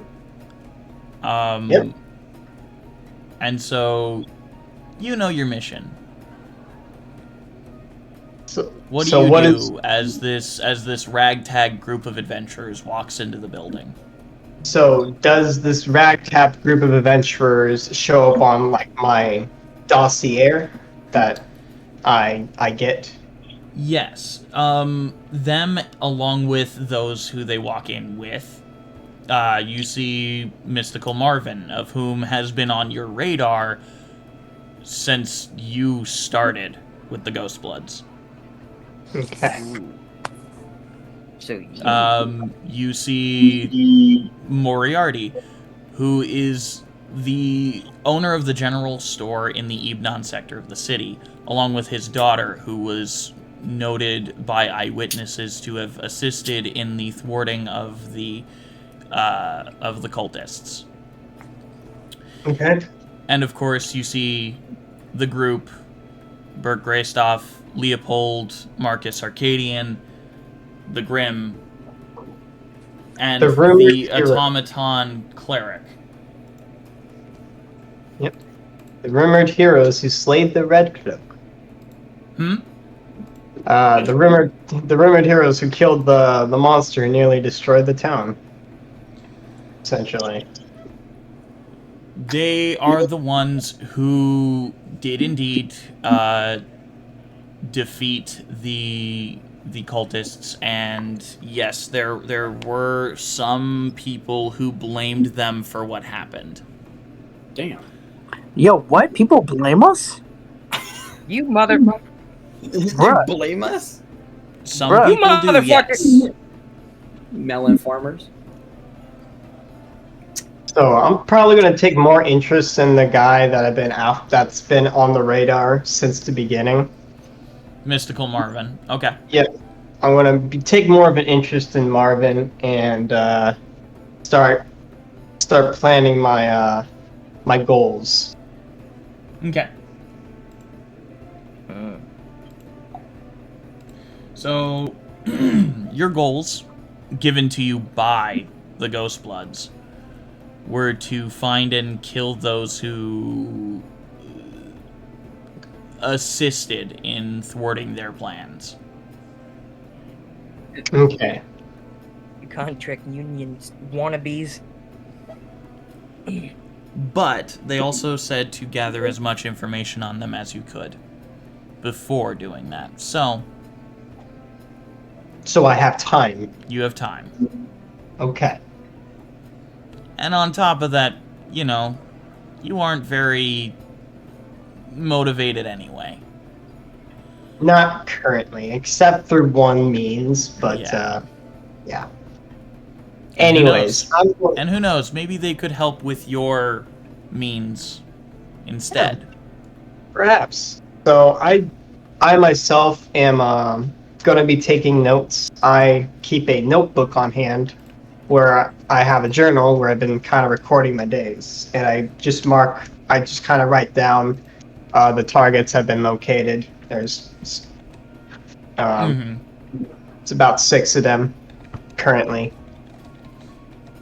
Yeah.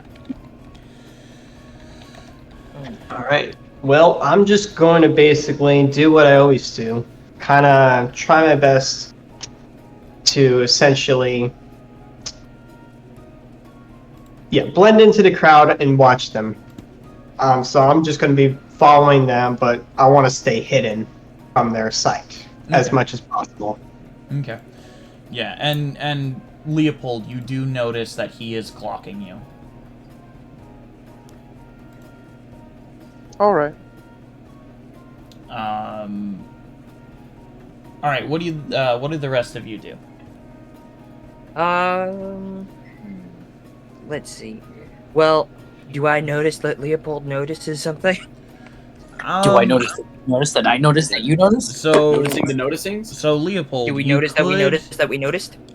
You could tell them that someone is clocking them and to keep an eye out. Or you could keep it to yourself and confront the person on your own, or you can just do whatever you want.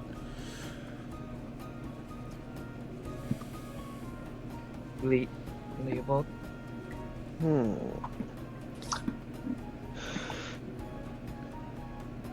I'll slowly make my way across the room. Okay. Okay, he's going somewhere. Alright. And I will reiterate, Bert, your previous employers do look different. You do also notice that Tyr is not with them. Okay. I'm gonna just kind of head over, not talk to them, but just kind of see if I can stealthily listen in. Okay. Kind of hide in the crowd. Roll a stealth check. I am rolling shit today. 14. I rolled an 8. They Not on my stealth check, just on my perception. They seem very distracted. Oh, well, that's good. And as you walk over and kind of try to stealthily listen in on them, when Tolstia died, I felt like a fog lifted off my mind. Holy shit. Okay. Tolstia. You felt it too, right, darling? Who's Tolstia? His killed? wife nods her head. A puzzled look on both of their faces. They seem very closed off right now. Gotcha. And are more and seem to be more focused on each other rather than anyone else. Okay. And they are very much keeping to themselves. Okay. Noted. Disguise self doesn't work on an opposing, or not opposing, but like a different person. It's disguise self. You'd have to use a different spell for that. You couldn't cast it on someone else. You cannot cast disguise self on another creature, but you can cast it on yourself. Well, yeah. Disguise self. Okay. Just checking. But as you're listening into your previous employers, you feel a hand on your shoulder. Okay. As you look over, you see Cetus. Oh, okay. I love how like tense you got right there. You're like, I don't know. I don't take too well to having a hand on my shoulder unless it's like Miles Morales, just like, hey, I Don't don't touch me. Hey. Don't touch me.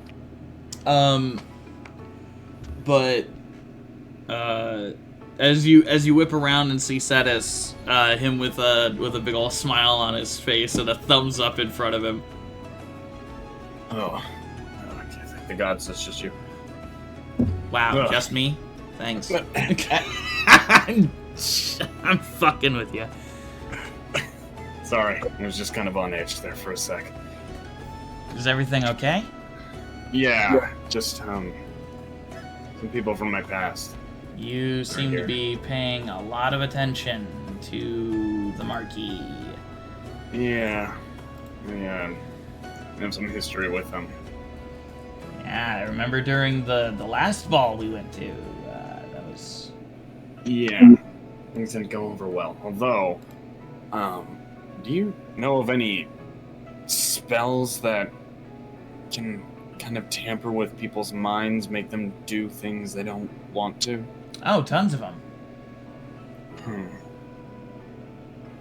I overheard a conversation from them. They said something about a fog lifting after Talsdeer died. That's something we might have to look into. We know that Talsdeer was messing with a lot of folks' minds during his time here, but Yeah. I didn't know that he was doing anything with the Marquis family. I mean, they were a bit emotional in comparison to the way I'm used to seeing them. I'll have to look into it. As you're having this conversation, still paying attention to the talking between the Marquis and his wife. Tyr seems too different. It's not normal. When we get home, we have to do something. I think Talsdeer may have messed with his mind as well. But it might be more permanent. I'm worried. They strive to be as successful. Also, they do have a lot of worry on their face, which is more normal for their family, to show more emotion. Gotcha. Okay. Right? I didn't Well, at least they're aware of it. know. Not exactly the same source, but they're aware something's wrong. Took them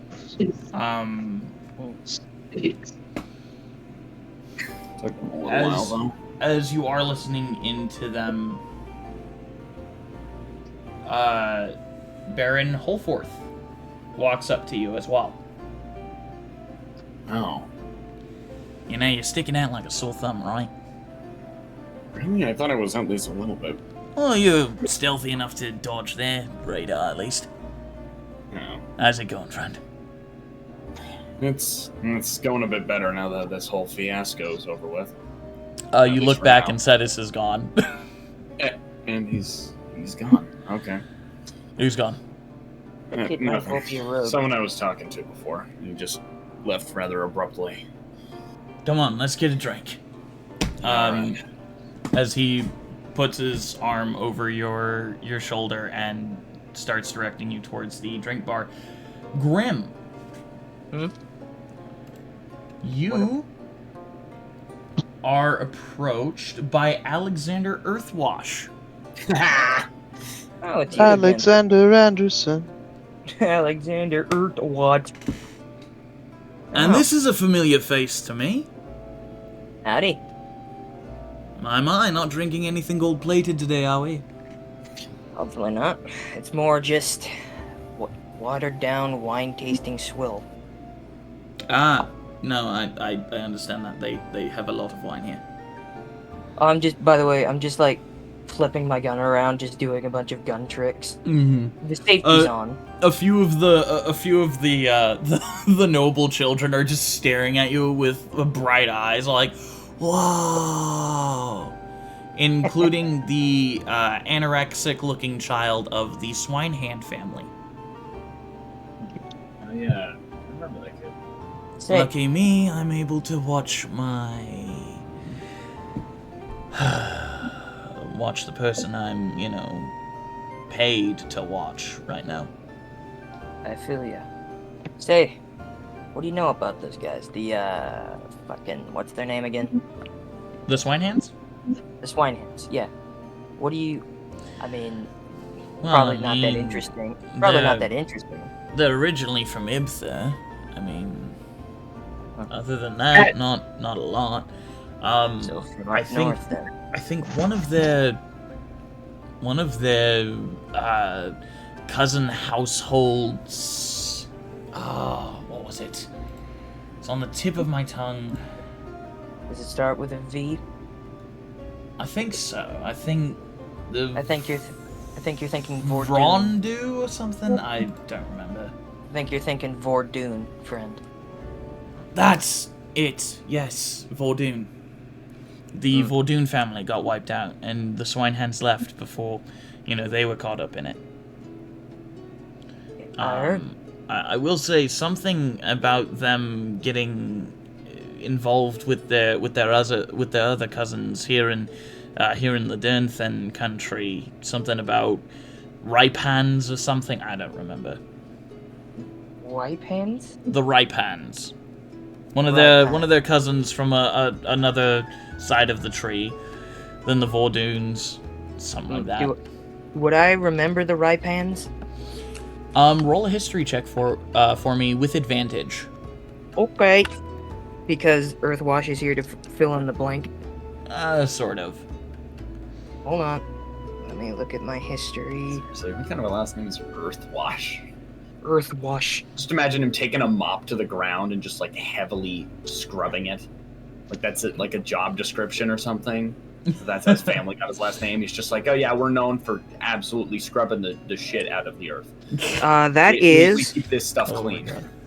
That is a 19 plus 2, 21. Okay. You do remember the Ripehand actually very distinctly. Duke Ripehand was one of your father's close business associates. Right. And they're cousin. And when he says cousin houses, do they mean they're related to me, or they're not, or they're like they related are actually in they are related to the Swinehands through marriage, just like your house was. One of your older sisters was married to the Baron's son at the time. Right. I wonder which one of. Do I remember which of my sisters was married to the your Swinehands? your oldest sister, Eleonora. Yep. Right. Now I remember the Ripehans. And the Duke Ripehand was extremely kind to you and your siblings. Being a business associate of your father, you generally thought of them, of people who were in league with your father, to be corrupt and evil, but he was a good man. And he died a few years before your before your family was destroyed. But his son, I believe it was Alexander Righthand, took over the estate. Righthand. Now I remember. Good man. He was a good man. The eldest. What was the old man's name again? What was the one whose died's name again? So the Duke Righthand, his name was Kyle. Duke. Kyle. Duke Kyle Righthand. Hey guys, what's up? Hey, My name's $10 Kyle. $10 Is is it spelled in the castle wackiest way here? possible. I've got endless wealth and riches. KHYALE. Kyle. Drinks a keg of Monster Energy Ale. Oh, are you writing that down? I can Go surfing on the weekends. I will write it down for you. Okay.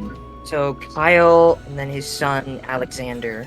I can't imagine a nice old man named Kyle. Hey, all the Kyles are gonna be old someday, and you're gonna have a Grandpa Kyle. Yeah, it's gonna be weird. Uncle Kyle, maybe. I'm just like, oh yeah, go talk to Grandpa Kyle. Anyone whose name is like the thing is that the thing about Kyles is that you don't expect them to procreate. No, that's fair. That's fair.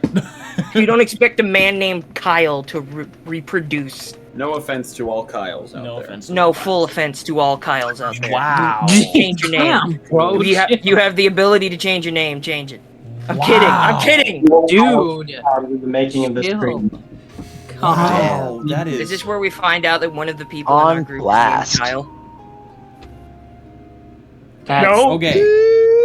So, Anyway, Duke Alexander Righthand and the old Duke is Kyle Righthand. So I know the Righthans, and I know the Barons, the Swinehands. yes, you know Baron Swinehand.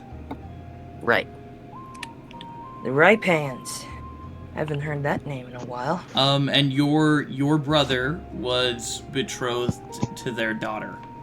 To their daughter. Who But is your oldest brother specifically? I believe that would be my eldest brother is Fievel.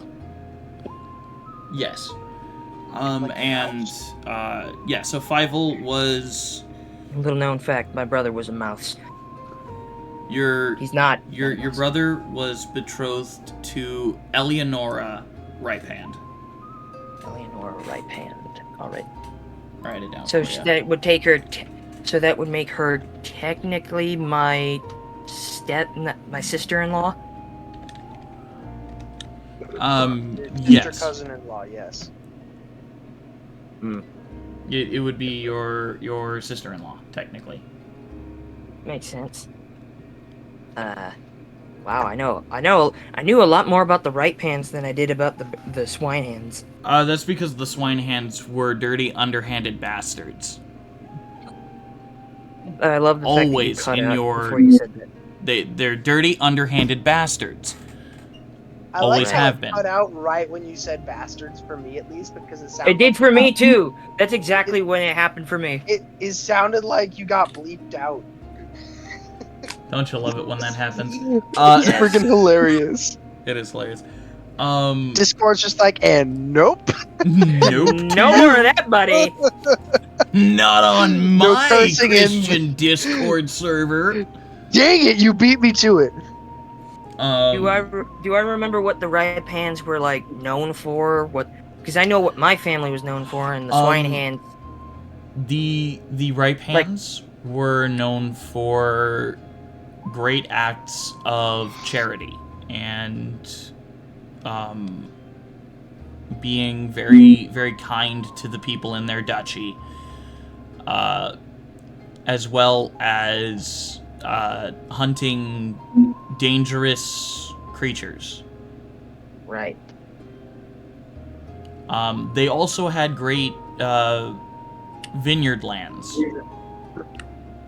The vineyard lands. Yes.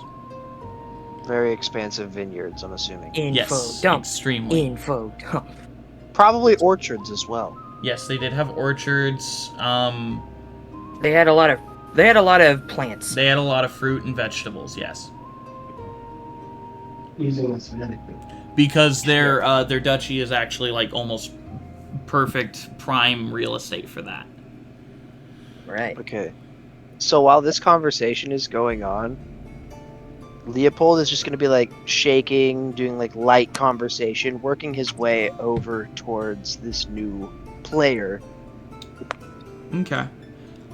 Just making it look inconspicuous. As you're moving through the crowd, you bump into a man who is very familiar to you.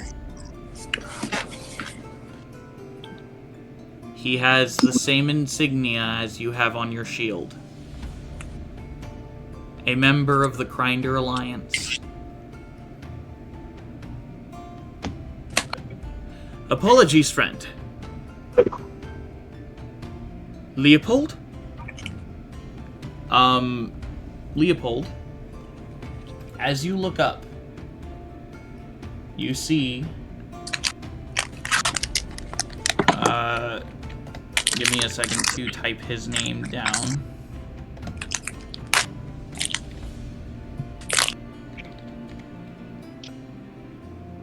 I'll make a guess at his name. His name is Benny Swallowfield. I'd say it's George. His name is Spit and Swallow. It's Steve. It's got to be Steve. His name is Spit and Swallow. I'm gonna write that down. I want to make a character named Benny Swallow. You see in front of you General Luke Harkin. Harkin these nut. I was way off. The first thing I do after meeting his eyes is I clap my heels together and press my fist to my chest.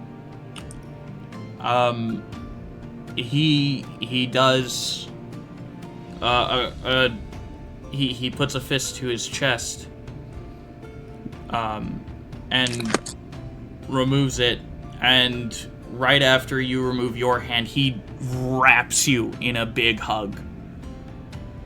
Soldierly bromance. It's good to see you, soldier. Friendly faces are hard to come by these days. Very hard to come by. Very hard to come. God damn it. Erectile dysfunction. I cannot tell you how good it is to see you. Honestly, when we heard that Daenerys was on his way here, we thought that you might have died. I tried to kill him. More than once.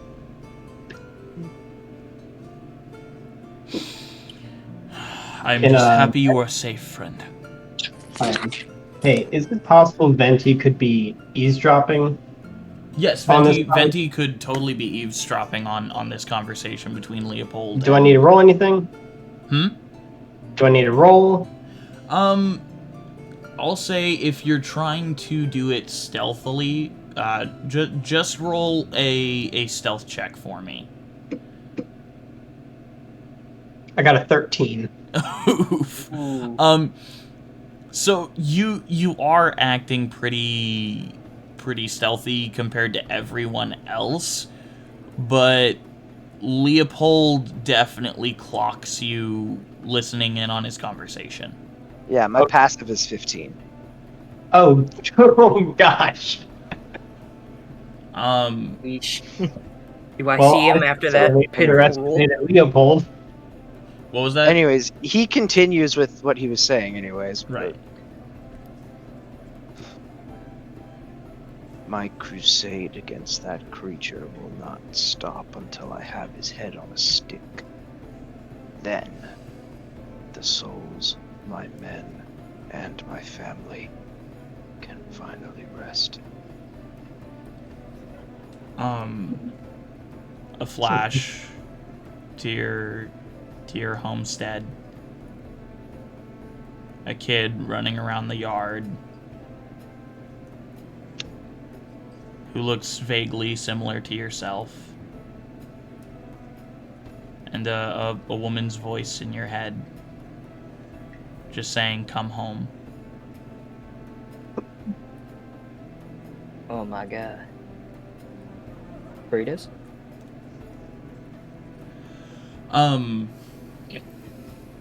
The smell of burning flesh once more, and then you're back.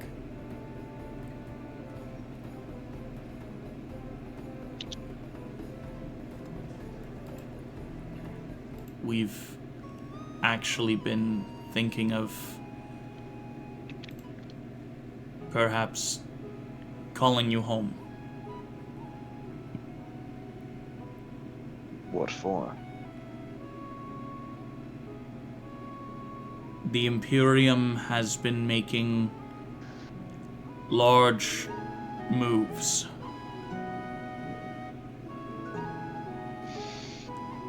The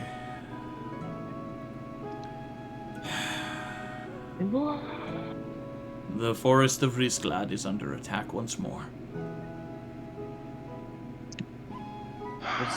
Rizglad? Burke, you'd fit right in. They once more have a new type of automaton. We don't know where they came from or how they were developed, but... Am I close enough to maybe, like, hear that part? I'll say because Leopold has been running through the crowd a little bit, giving greetings and stuff, you probably could have followed him if you wanted to, but at the same time, you noticed that one automaton running around. Okay, alright.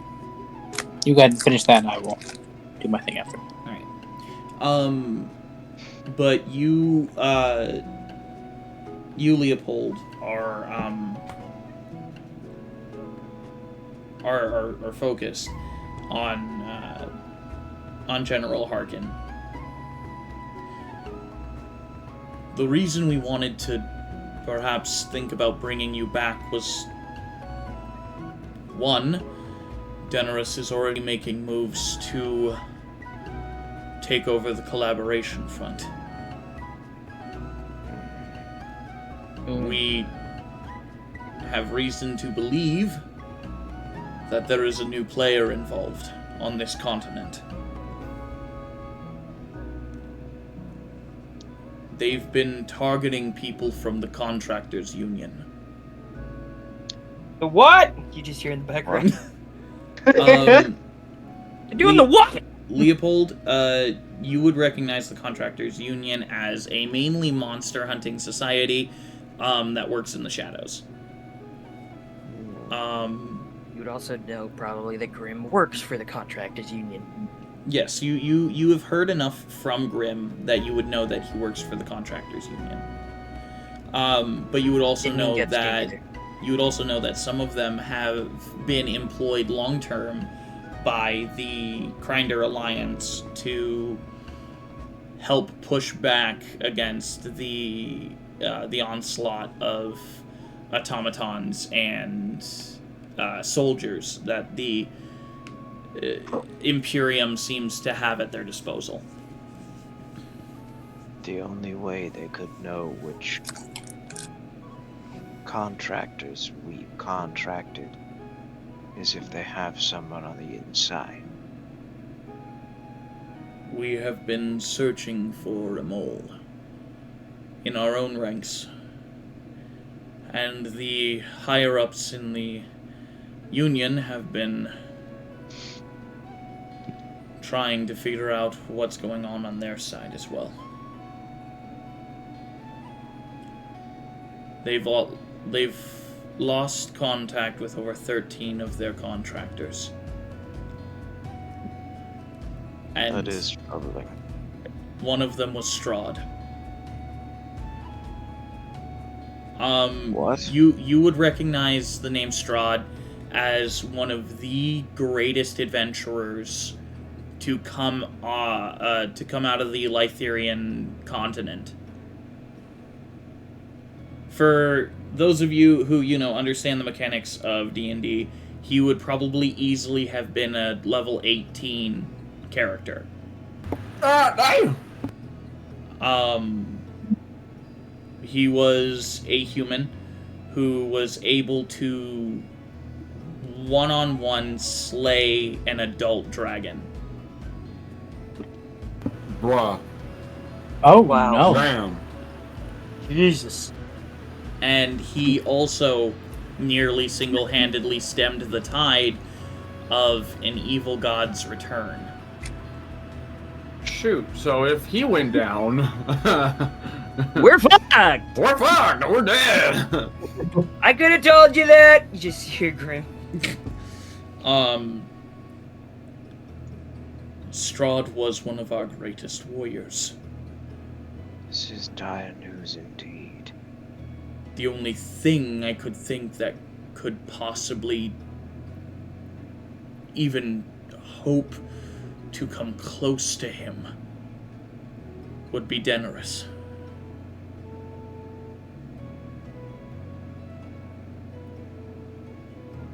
I don't even know what could have possibly come close to him in sheer strength and power. Did you not hear?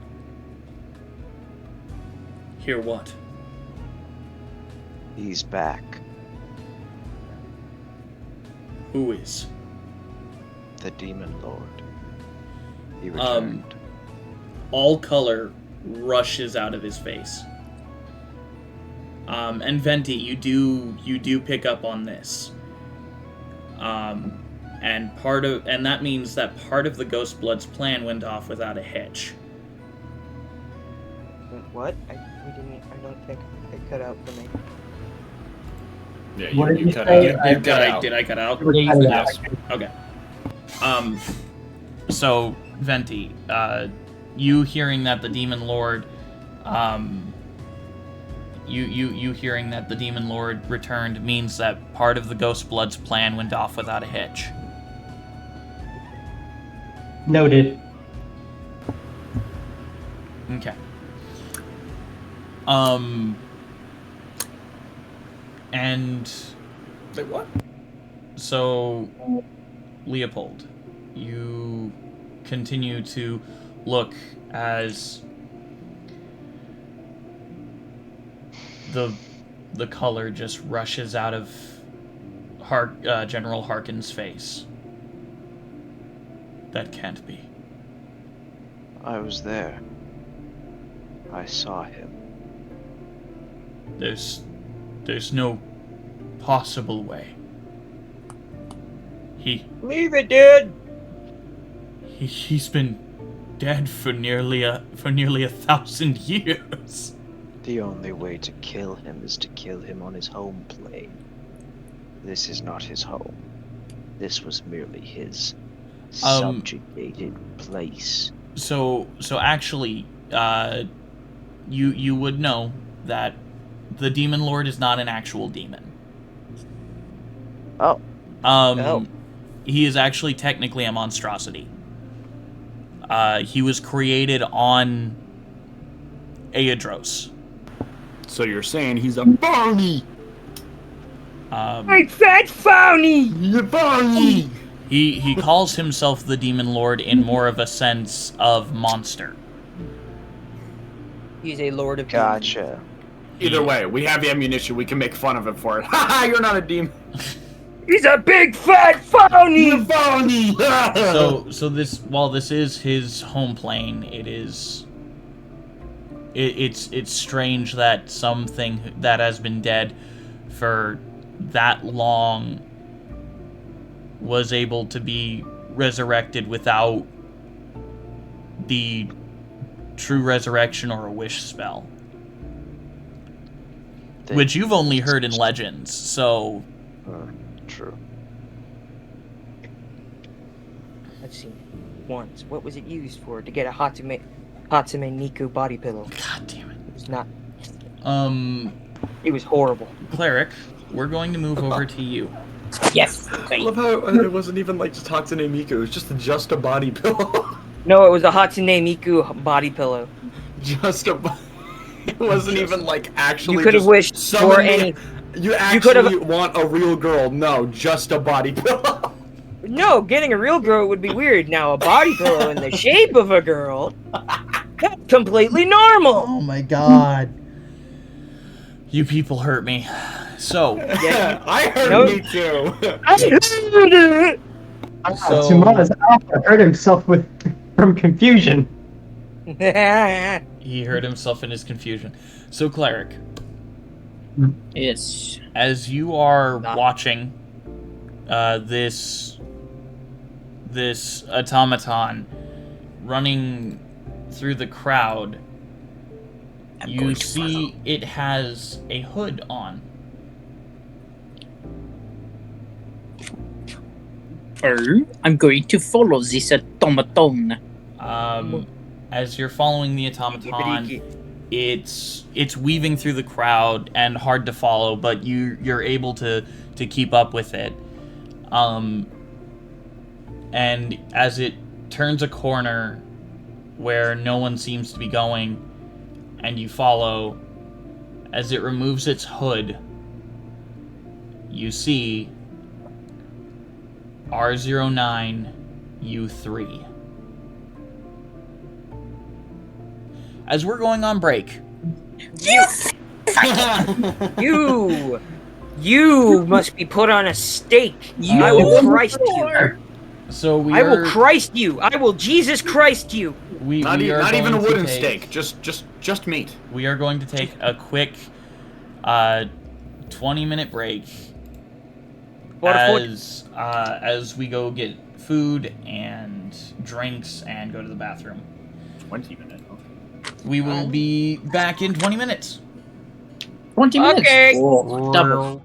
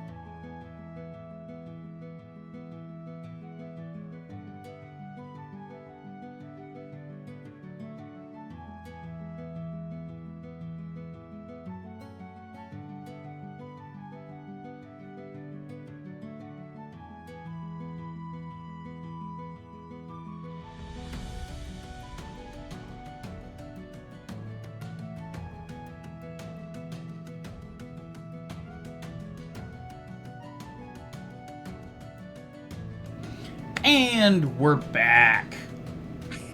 Welcome back, fellas. We're here to continue our game. All goes Binted. Yeah, we're here to continue, and we're going back to Rabbit. Cleric because and where we left off, you just rounded a corner, and you saw your brother, or sorry, your sister, your other sister, R09U3. Rogue. I'm going to do like a drama gasp. So you legit just zooms in on his face. Just big ol' straight up. As you look upon your sister, she is missing her left arm.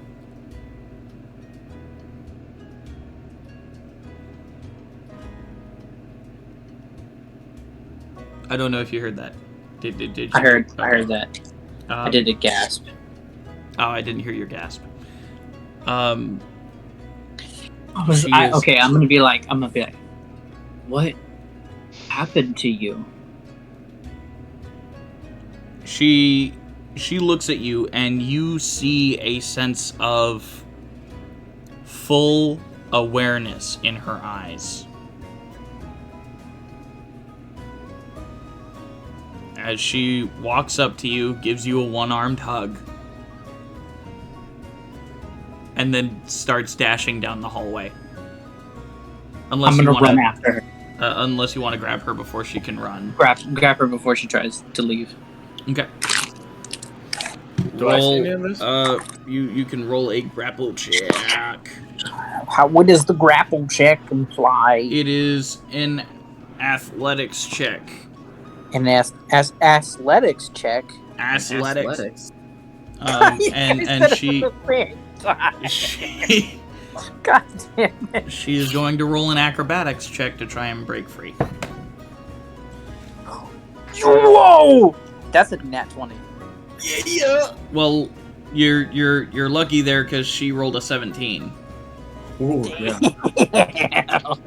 Yeah, she thought she was slick, but I was slicker. Now, mind you, she rolled a natural 7. Obviously not too slick, considering she has one arm. So you grab the arm that she does have. That she does have. And you are currently grappling her. Am I nearby at all? Would I see any of this? I'll say you probably saw Cleric dash around the corner with his with Bard. Okay. But other than that, did they look like freaked out or anything, or? He looked determined. Looked determined. As you Essentially, I was doing like that Okay, I'm back. Terminator run. All right, welcome back, Rib. What I missed? So Cleric, as you grab Rogue's arm, she turns back, a pleading expression in her eyes. As she's kind of jerking away. What's your passive perception, real quick? My passive perception 10 plus your perception. is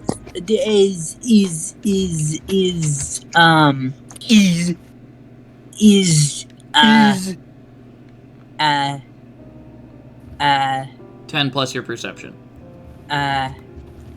17.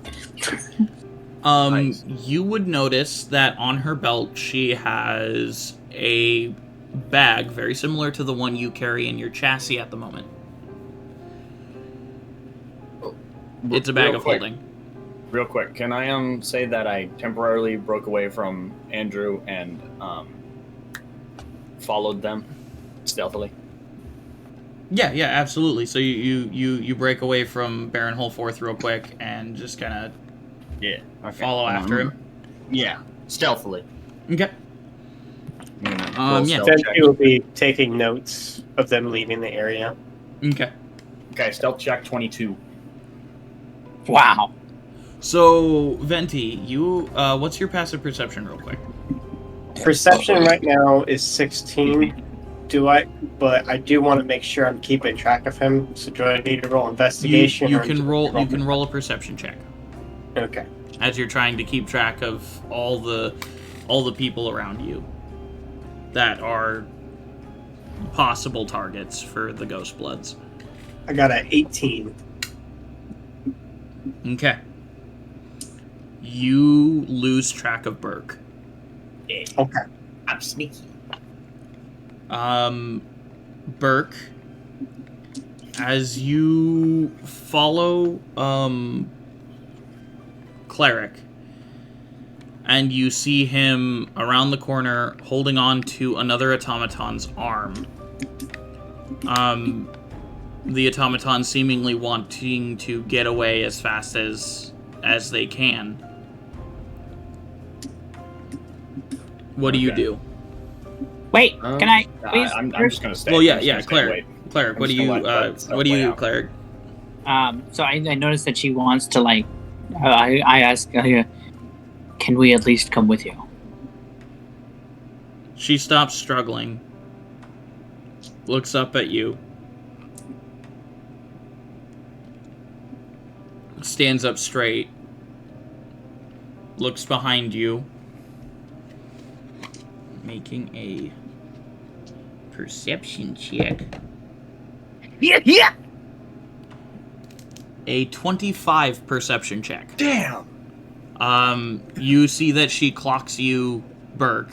Yeah, well, knowing that I'm caught, I just kind of walk out of the shadows, just kind of lean against the wall.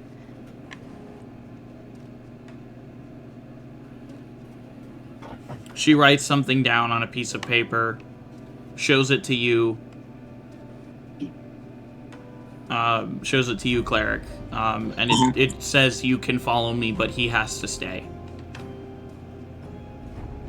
I turn towards both Bard and Burke, and I put up my hand as like kind of like signaling to stay. Okay, I just give a nod. She writes another note. I like kind of do like a motion pointing to Bard as like with like my eyeballs and stuff, basically saying like keep an eye on her. Essentially like protect her and shit. Yeah. I return the She does give Rogue does walk up to Bard and give her a hug. And Bard returns the hug gladly. And Burke, as you see this cloaked figure, you notice that she has a shield over her mouth. Or where her mouth is supposed to be. Like Optimus Prime. Less like Optimus Prime, more closely to what would look like a mask on a human. Dope. That's. That is why she cannot talk. Gotcha. And her eyes are very piercing, like almost like that of a cat. Damn. As she Meow, bitch. As she grabs Cleric's arm and rushes off. Okay. We're gonna come back to Grim. Oh shit! Really? Okay. I'm just. Yes. Hold on. I got. So Grim, you're talking with Alexander Earthwash. Right. About your past and whatnot. So. Well, I don't know if you're remembering things from your past specifically. God, really? Damn it! Why must you? I'm sorry. It's just my notification sound. I'm sorry. It's just like you. A time and a place. I put my phone on Do Not Disturb for that exact reason. No, it's funnier this way. It is funnier this way. Just All right. randomly in the middle of a dramatic scene. Okay. I don't know. So I get what do I do here? Do I see any of them moving? Moving around? Make a perception check. Well, I'm not doing great on my rolls, so I don't know how well this is gonna go.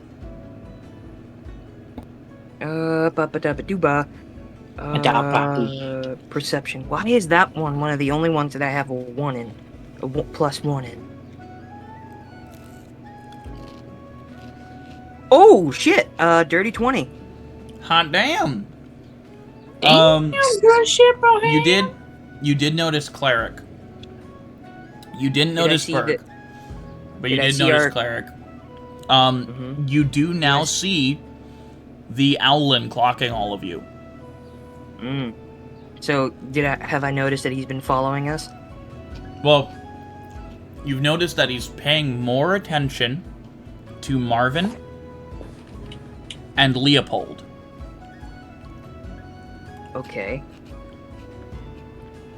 I should probably keep my eye on him then. Or, I want to do something dramatic, but nothing too flashy. Okay. What are you gonna do? I can see him. He hasn't seen me yet, for the most part, right? Mm-hmm. Well, I mean, he's seen me, but he doesn't know where I'm at. Right. So, what I think I'm gonna do is I'm gonna try and get behind him. Just enough so that I can basically just put my gun to the back of his head. Okay, so you want to sneak up behind him? I want to sneak up behind him without causing so much suspicion, so I can get him somewhere. I want to sneak up to him, put a gun to the back of his head, and try and get him away from the banquet. Now, are you going to try and put it to the back of his head, or do you just want to drive it into his back? That's my question. I'll drive it into his back to make it less conspicuous. Roll a stealth check. What's my stealth? Stealth +2. Please give me some.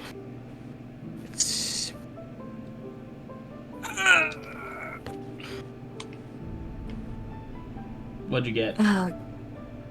3 + 2, 5. So, Venti, you've been clocking these guys all evening.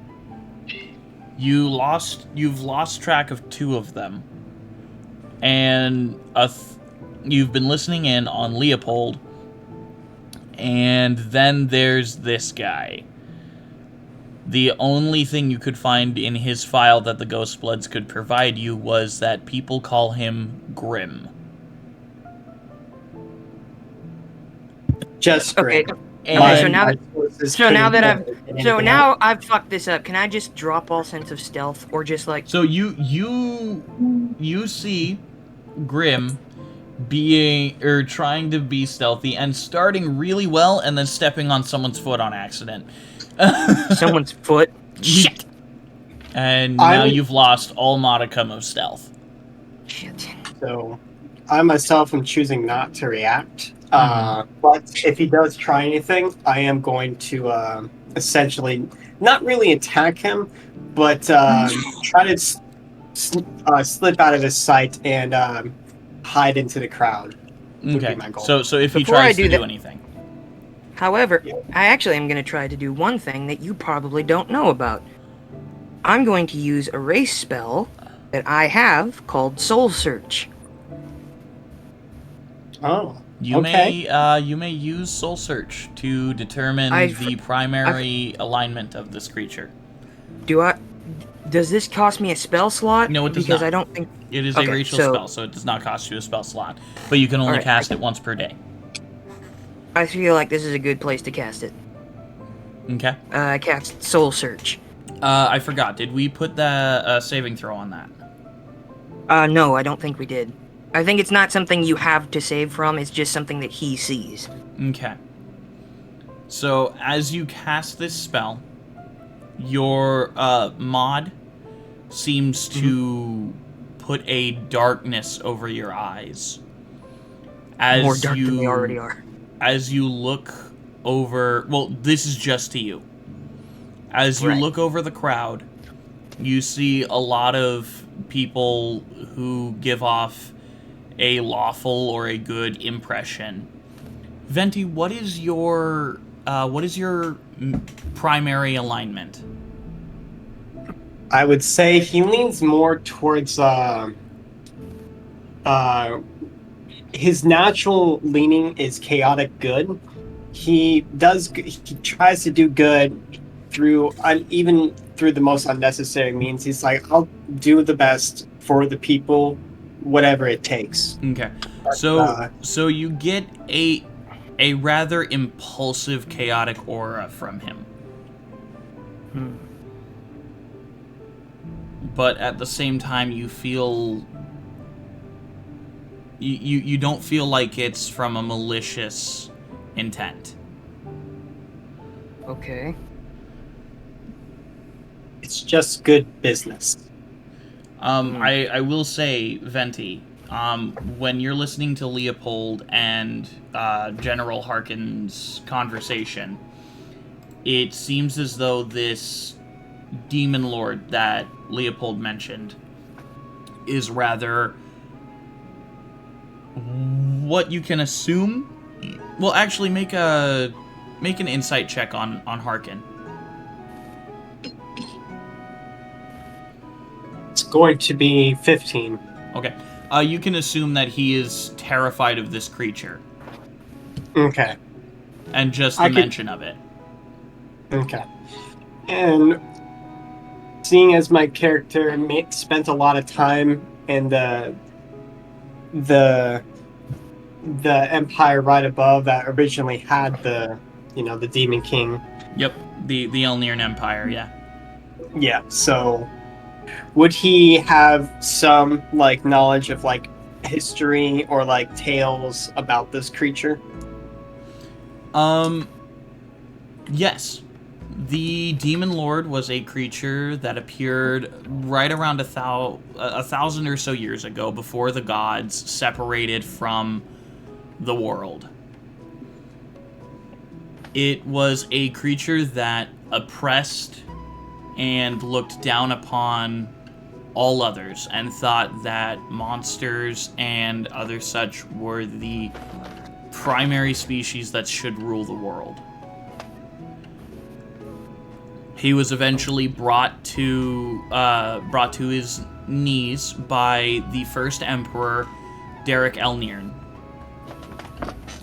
a good man who freed the continent from the fear of the Demon Lord, a monstrosity that was viewed as evil because it wished to destroy the land that the gods had shaped. Alright. So at this point, I want to turn my attention towards Marvin, and I actually want to make my way towards him. Okay. I'm gonna follow you, just very quiet. I'm just gonna follow you subtly. Well, I'm aware of you. I'm just choosing not to react towards you. And I want you to know that I am aware of you. Okay. So I just keep following you, knowing that you know that I'm behind you. Knowing that you know that I know that you know. I know that you know that I know that you know. So okay. I'm following you despite. So you're heading up to Marvin. So, dear Lord, is that who I think it is? Monsieur Martin. I'm sorry, who are you?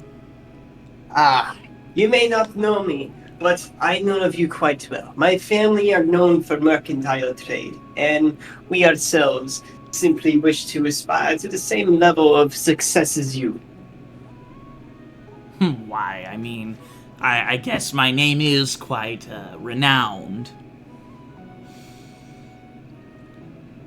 But I ask you, you said your family aspires to be like me. May I ask your name? Simply, my family simply comes from a mercantile trading company themselves. We currently, my father himself, has come upon hard times, and he has sent me here to look for potential contracts. And I am blessed to have come across you. I simply wish to discuss meetings of potential contracts. That's bullshit. Make an Arcana check real quick. Arcana? Yes. I got a 9. Okay. So, in that case, I need you to make a wisdom saving throw for me. Wisdom saving throw. Got it. Oh god. Ah, he pulled some tricky shit. 16. As you're looking upon this very short gnome, you feel another eye upon you. Like someone's watching me kind of thing. Almost. Okay. And as you feel this eye on you, you feel you have to tell this creature the truth no matter what he asks you. He's cast. Oh. He has cast Zone of Truth on you. Yeah, he can deduce now that it's Zone of Truth. Okay. So, am I affected right now? Like, you are affected. Okay, gosh, darn. Why did you really approach me? Had to break out those lies of omission. God damn. This old man's got a lot more moves than I thought he did. No one else notices. No. Not even me, who's behind him? You don't. No. Well, actually, if you are within the radius, then yes. Are you within 30 feet of him? I would say, yeah. Then I need you to make a wisdom save 1. To be fair, I won't be talking, so... I know, but you still need to make the wisdom save. Wisdom save. What's my wisdom? Wisdom saving throws, I have a +4 to wisdom. Okay. Wow. You know, I feel like that's really out of character now that I think about it. How is he wise? So... Oh, shit! But you did say he's like 38. Yeah. So, he's had some experience. That's a 19 plus 4, 23. Oh, nice. 23. Very nice. Wow. You actually do pass the DC. But you feel a very terrifying aura coming off of this short gnome directed directly at you, Venti. So he seems to be very hostile towards me right now. He is incredibly wary of you. Understandable. So what I'm about to say is the truth in terms of what his motivations are. So he's not really lying, but he's just not mentioning these information as this could be kind of a loophole, but this is what he's saying. Lies what of he omission. is the truth. Okay. I've heard rumors of the 4 heroes, the Leopold, the robot, cleric. The Leopold. They have great interest, and you, Martin, are of also a great interest in me. Marvin, his face softens Shoots a him in the little head. bit. I am of interest to many people. I'll tell you this. I mean you no harm at the moment. And that's where I have to draw the line, because you said at the moment. That's the thing. There are circumstances. You've drawn attention to unwanted people that have forced me to do things I don't wish, and that is to, unfortunately, and this is where I'm whispering in his ear, and I really want to make sure the person watching me doesn't want to hear. Okay. So you're making you're making sure that that Grim does not hear. Exactly. Make a stealth check, and if you want, you can try speaking in Thieves' Cant. Unless you don't know Thieves' Cant, because I cannot remember your class. Thieves' Cant, yes. Okay. So you can try speaking in Thieves' Cant if you want to make it a little more subtle. Yeah, I do want to make it Thieves' Cant, make it as hard to translate as possible. Okay. My stealth is going to be 19. Okay. So I will say for the crowd, Thieves' Cant is a form of doublespeak. Is a language that is a form of doublespeak combined with body language. It is a type of language that not many normal people can understand unless they kind of knew those avenues. Yeah, I would say, for example, let's say there's this hitman who's like, I need this person to get me a bucket of fried chicken. But when he's saying bucket of fried chicken, he's kind of like pounding a hammer in a way, signifying I want him cooked and taken out. Yeah. Yeah, it's I want to go to the store today. It is a secret code. With gang signs. Yeah. I want to go to the store today. Kill the butcher. Or like it's just like, oh yes, I came to check on your wife's pipes. I'm fucking your wife. I'm the butler. No, that's just Thieves' Cant for I'm fucking your wife. So you're more surprised that Marvin seems to be following each and everything you're saying in Thieves' Cant. You understand that he's a very learned individual, but at the same time, he doesn't seem to be the type that knows those avenues. You are cutting out a fair bit. I am? I think we got most of that. But... Mobby. I was just saying that Marvin didn't seem the type to know those avenues. Type 2 diabetes.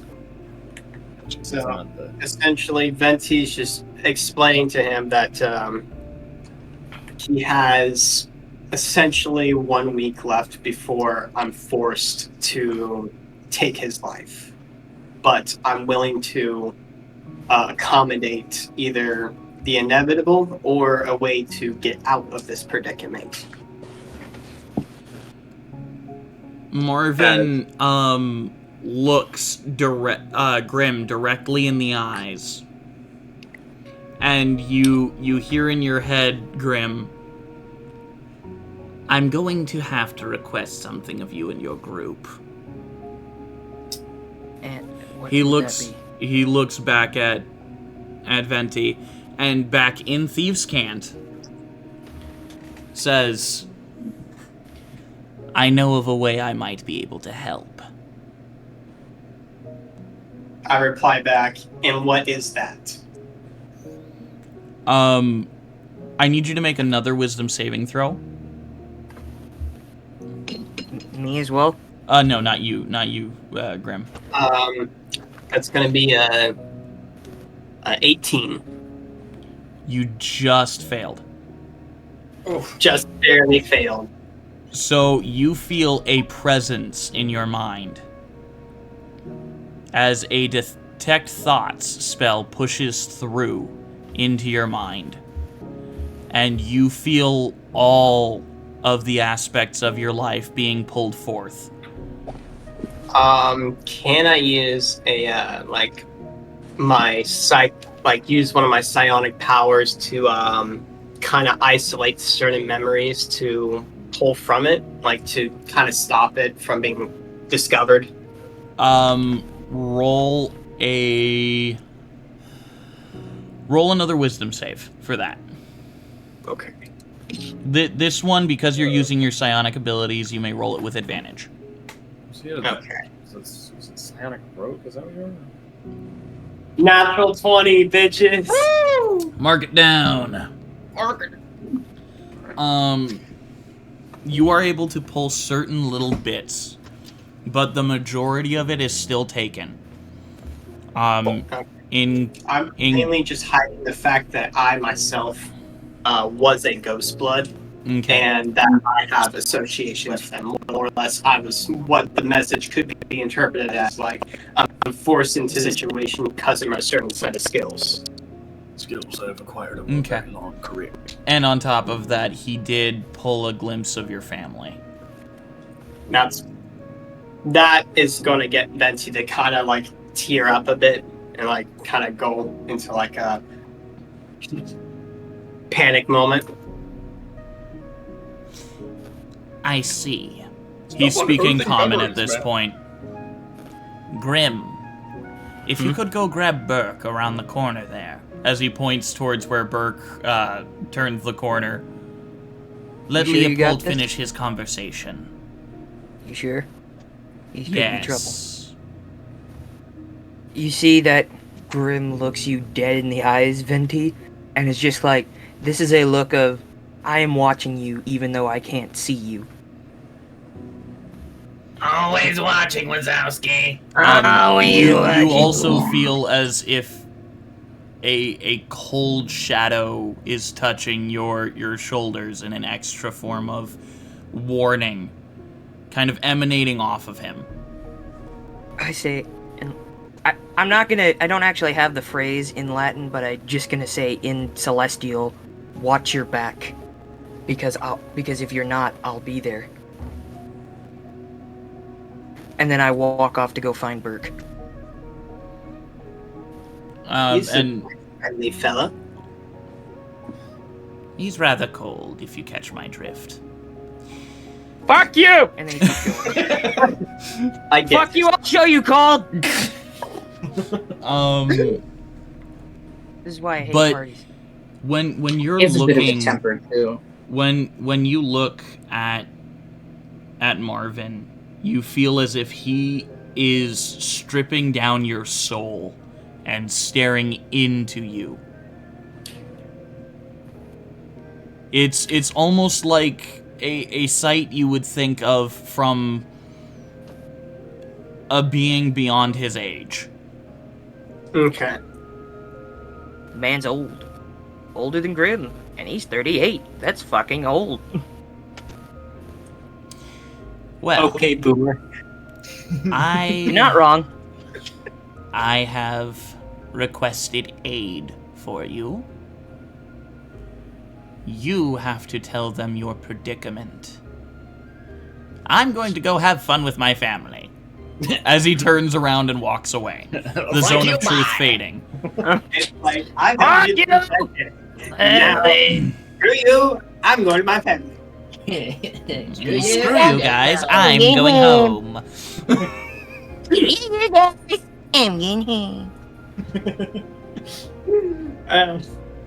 home. He turns around and walks up to the very tall gnomish figure and the redheaded gnomish woman. Okay. At this point, I'm just kind of going back to just listening in onto Leopold's conversation. Mm-hmm. So we will go back to Leopold. Leopold. As Luke seems to be as distraught as he is, he regains his composure a little bit. These are most troubling news. I will do my best to relay this message to the Alliance. But it seems almost too coincidental for Daenerys to be here. One, at the same time you are. But two, at the same time that the Demon Lord appeared.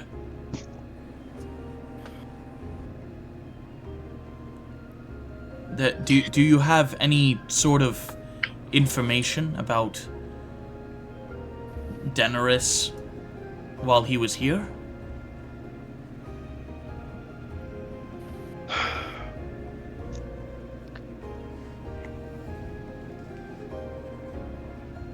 Only that he was acting as a diplomat.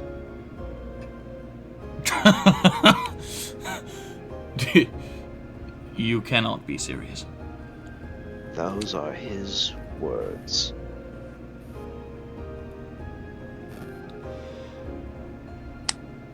The collaboration front has for years been trying to keep unallied in this war. I mean, I knew they had talks with the Imperium, but I did not think that they would welcome him into their capital, knowing how dangerous he is. I don't think any of them truly understood how dangerous he was.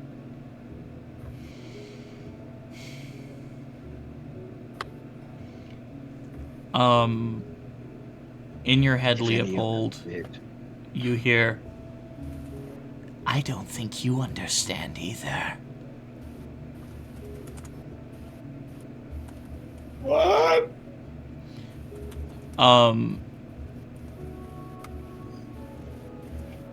That's kind of creepy. As you Oh, sick. still see in front of you, That'd be looking awesome. we'll be looking awesome. The way the grid looks like now. Oh, yo, let's go. That's sick, bro. After the level up. I'm gonna Thank have to replace your. I'll take your a better picture. screenshot. I'll take a better screenshot for that. Here's a better screenshot. Yeah, I'm gonna have to replace your picture. Thank you. I'll be right back. I gotta get more pizza. Aight. Pizza man, away! General Harkin is looking at you. Are you all right, Leopold? Yes. I'm fine. Okay. As long as you're certain.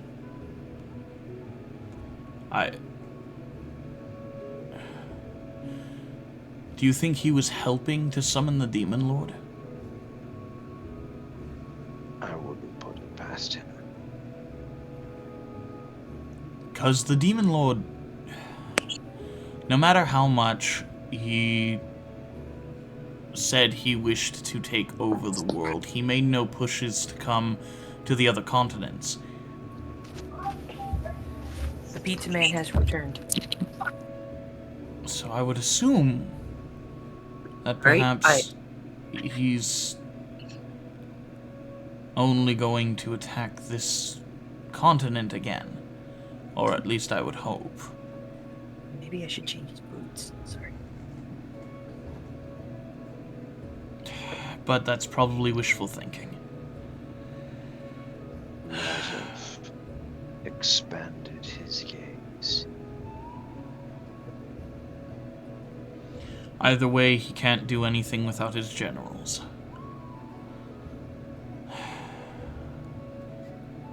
Though he might try to resurrect them.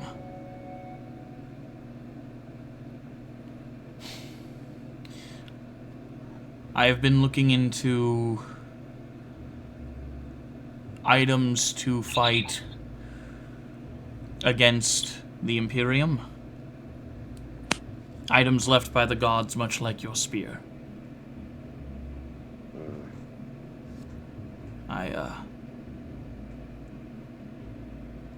I have been I've been looking into it, and I found something interesting. Oh. There's another item in this area. Unfortunately, it wasn't left by a deity of light, but a deity of darkness. But it's still something we might be able to use. All power is useful when applied correctly. All I know is the name of it. It is known as the victim's last thoughts. What a lovely name.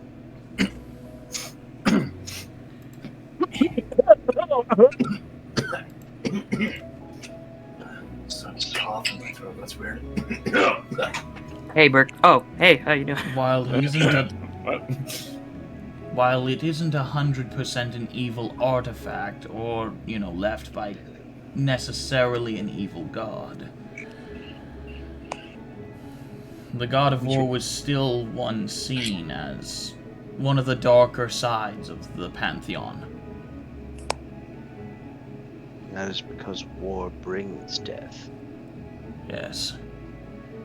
The only difference is that this artifact, rather than just being imbued with the God of War's power, it was used by Quadras himself.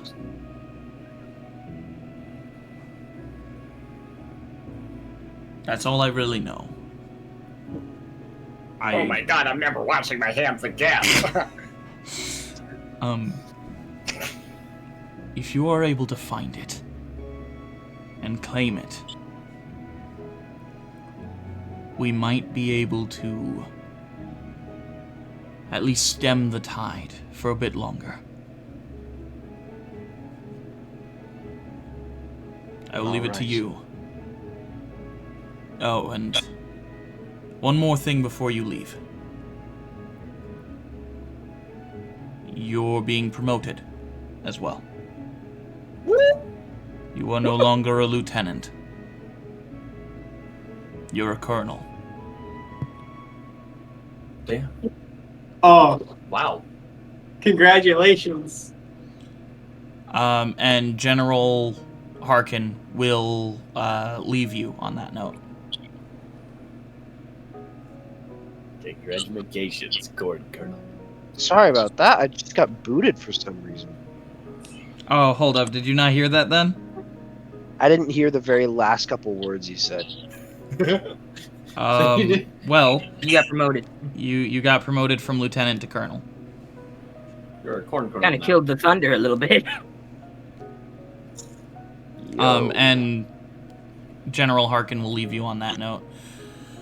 I have other people to speak with. I'm trying to curry their favor now that Daenerys is seen as a criminal. Daenerys being a bit. I'll see you later, Colonel. Colonel. He gives you one more tight hug and leaves you. It's just like solid snake. I'll see you later. Colonel. Colonel. My tum-tum hurt. I need you to pick me up from school. My tum-tum. Colonel. So I think I have bowel infection. After that, we are going to go sweeping back to Cleric. Yeah. Like you said, we're gonna pause stream and sweep. Sweep. This place is filthy. I mean, we are in a tavern. We're gonna clean this place up because it is fucking atrocious. So, as you are being led by Rogue Cleric, she is leading you through the palace into the Enders area. And as she continues to run through the streets, she comes across you come across a cellar. As she throws open the cellar door, she motions for you to go down. With her good arm. With her only good arm. arm. Her only arm. Come with me, let's fly wee. Hold on a second. Let me just let me take a screenshot of this. God damn it! Okay, I follow her. I follow suit. I basically start walking down the cellar. I swear, if she locks me in, I'm gonna bust out. I changed to shoes. As you enter the cellar, you see the familiar sight of Captain Erbkin of Enders. Oh shit. Is that the bad? Is that the bad one? It's the one that disappeared. It's corrected nose. Oh, corrected nose? Yeah. Oh, is he the... Wait. Is The he guy good who or got- bad? I can't remember. Questionable. He's questionable. Dubious. We knew And I him as kinda- good, but he's interesting. I'm gonna kind of like turn towards Rogue with a bit of like a baffled like expression. Hit her with the She motions you to look back toward him. As he looks at you.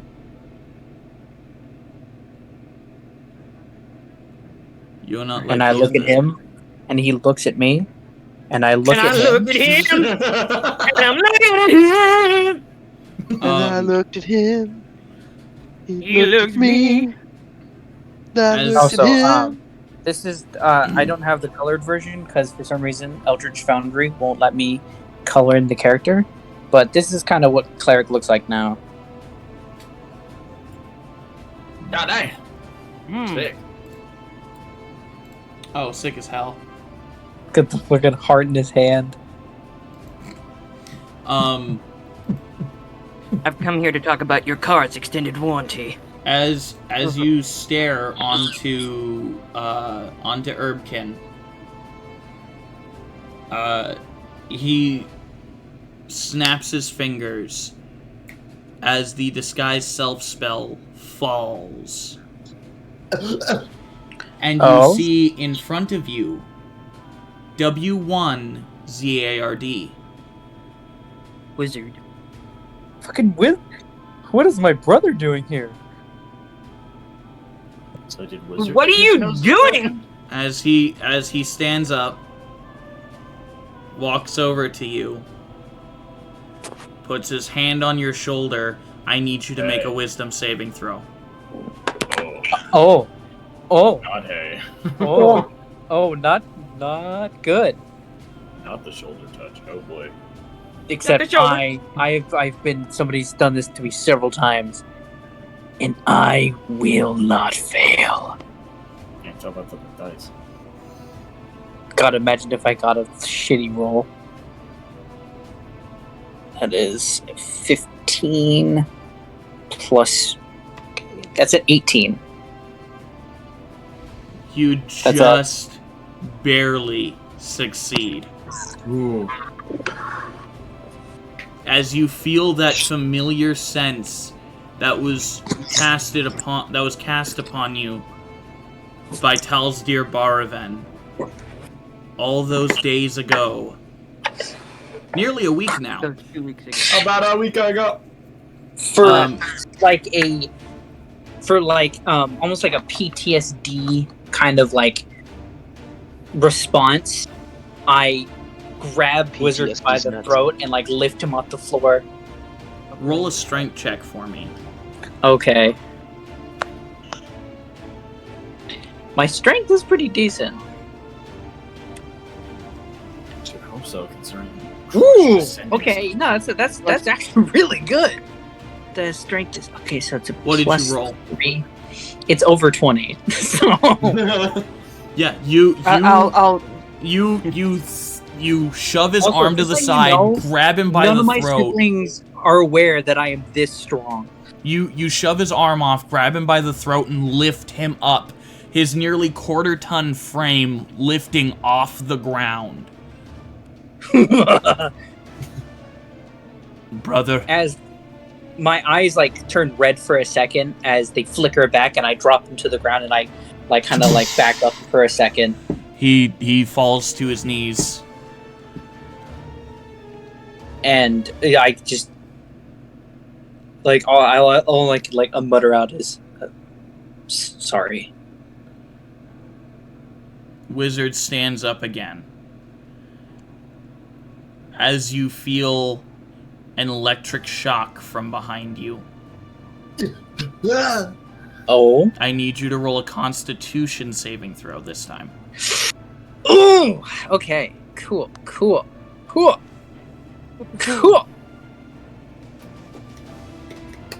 Come on, keep rolling good. Ooh, yes. Okay. 16 plus. Oh my god! I am like, oh, I'm shaking. That's a dirty 20. Oh! You succeed, so you only take half damage. God damn. Yeah, what's half damage? You take 7 points of electric damage. Wow. As you feel, I feel a tickle. as you feel Rogue from behind you stab you in the back. She's a literal backstabber! With an Literally electric and shock metaphorically. running through her blade. Yeah, she's a rogue. That's... I'm going to grab, like, I'm gonna reach from behind, grab Rogue, and, like, throw her over my shoulder. Judo flip! Judo flip! Roll another strength check for me. Okay. Roll another strength check. Why? This is okay. No, this isn't right. What'd you get? That's a 17. Damn, bro. 17 plus your strength? Strength is plus 2, so that's a 19. You grab. You grab. No, wait. That's a 17, 18. No, that's a 20. So you grab her hand, pulling both the knife from your back and her arm around you, and throw her up against the opposite wall. And in a very deep robotic voice, I just say, "Explain yourself." You must return. As Wizard gets down into a fighting stance that you recognize from your brother, M0NK. Oh, I need you to roll initiative. Pulling out some of that monkey shit. I'm rolling into. Oh god. Oh god.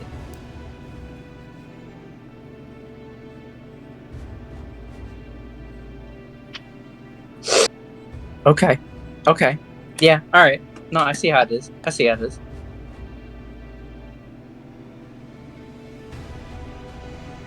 Oof. So is there a bar fight about to throw down?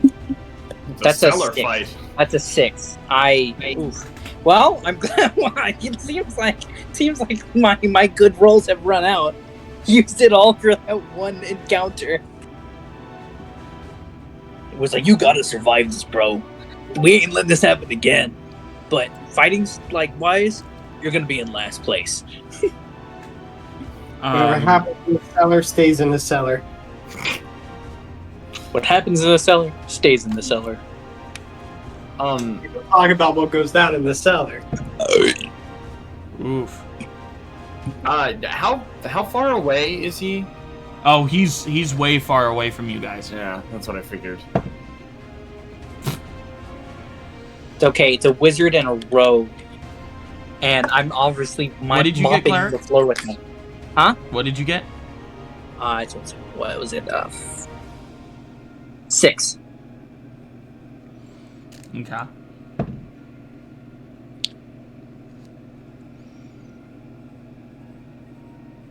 I'm literally, I was started as a cleric, Okay. and now I'm becoming an ultimate powerhouse. Um, I can literally lift 1,000-ton framed warforges off the goddamn ground. So a rogue gets up fairly quickly from you throwing her against the wall and rushes you. Oh shit. Here we go again. Oh shit, here we go again. And she's going to attack you. Does 18 hit you? No, it does not. She misses her first strike as she goes in for a second. Natural Okay. 20. Oh, That is right at my AC. So it's for a 28. Goddamn. As I need you to make another Constitution saving throw. Yeah, that doesn't Jesus. hit. 28 totally misses. Yeah, definitely. No way, possibly. No. What- That what'd is you roll? a- From the dirty dock. That's what I'm saying. That's a That's what I'm 15. That's a 15 total. That's what I'm saying. So, you take 7 points of piercing damage, and 19 points of electric damage. Oh, jeez. As she stabs into you and another electric shock runs through your body. Okay, 7. Okay, and then how much? 19? Yeah, 19 points of electric damage. Look at that, you're literally trying to kill me. At least incapacitate. You're an irredeemable monster. Oh. Sorry. Writing things down real quick. Oh. This is not looking good. Wow! I feel like we should stop letting each other go off alone. I feel like it doesn't turn out well when we do. Yeah. Well, specifically, it's not usually us who get into that problem. It's usually Cleric and Khan. I know, but I let him go. I was right there. Ooh. I've got some AI images of a human spine, a vertebraker going on right now. Yes, I use AI. Because I have no drawing potential of my own, okay? Get off my back, Twitter! Gotta...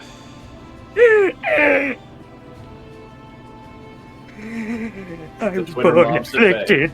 I'm scared. I'm scared. All right. I'm scared. So, right after Rogue finishes her attack, you hear a loud charging noise from behind you.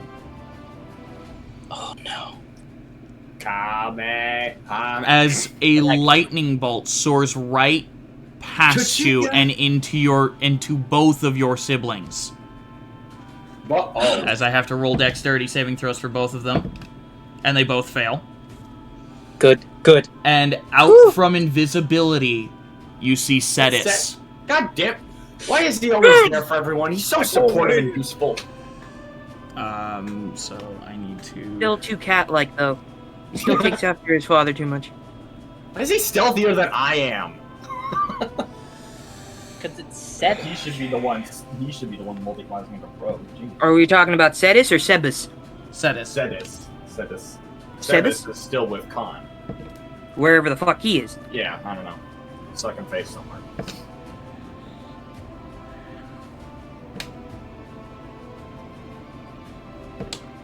Oh shit, I should have... I kind of feel bad now because Grim just basically ditched Danny. Well, I kind of ditched Andrew. I mean, I'm probably heading back there, but... So, Cetus, launching a lightning bolt, deals 41 damage to both of your siblings. Jesus Christ! Good lord! Good lord! You killed me? Have mercy. So, as the lightning bolt strikes Wizard, he looks hurt. Ka-chow. Wow. And... oopsie. Ooh.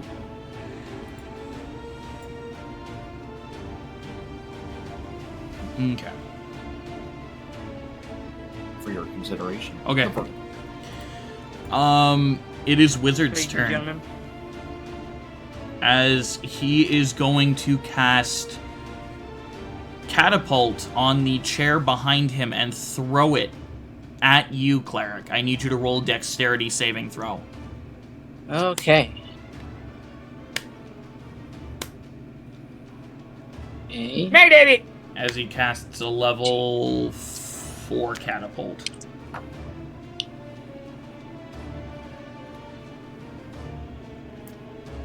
That's a 17? Catch the chair and go for a WWE smackdown. Watch out, You watch out! fail the saving throw by 1. Damn. By 1? Oh my god. You just failed. Oh.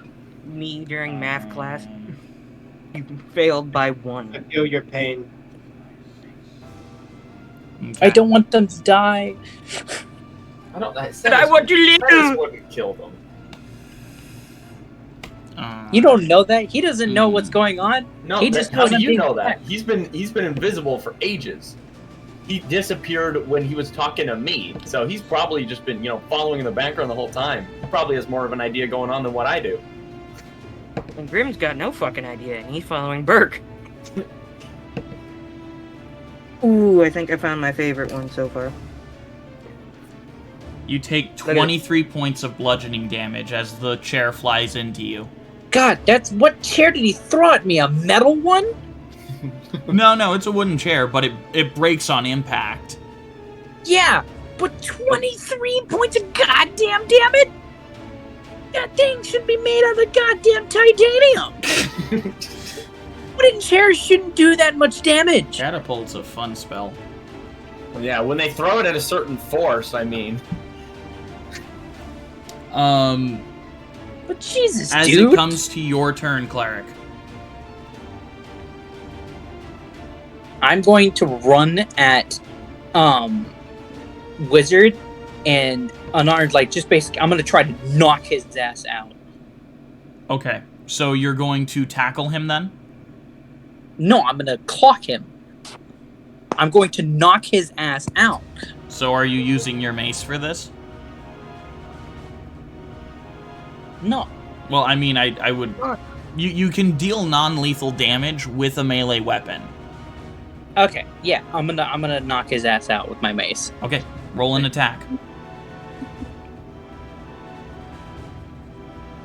Okay. Whack it with the stick. That is a... By the way, I've been posting pictures of what Vertebraker might look like.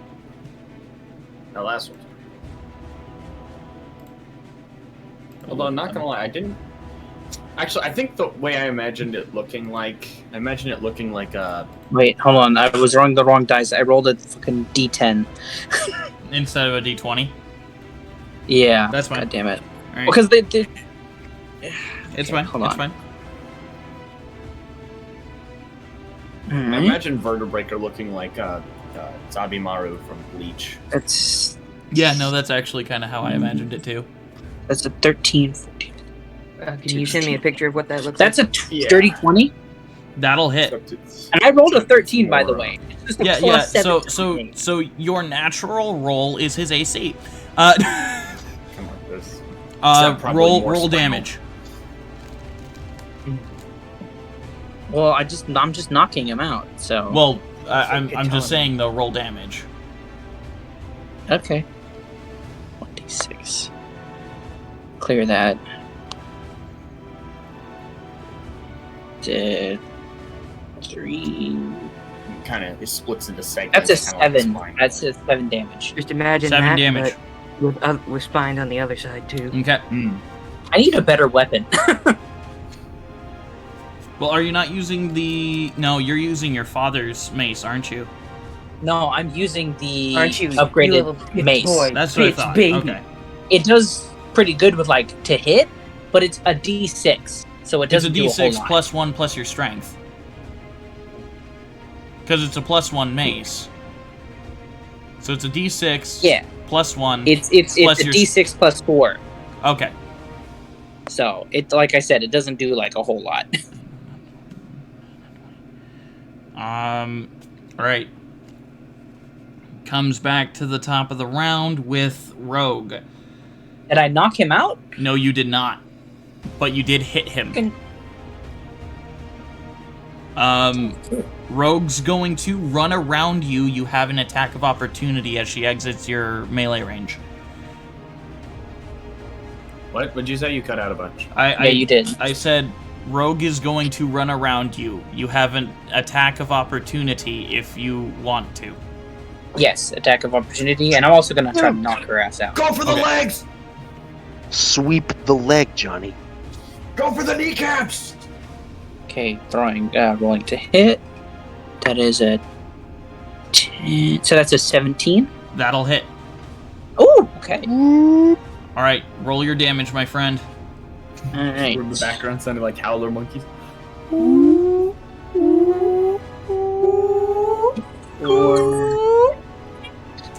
8 damage. 8 damage. Okay.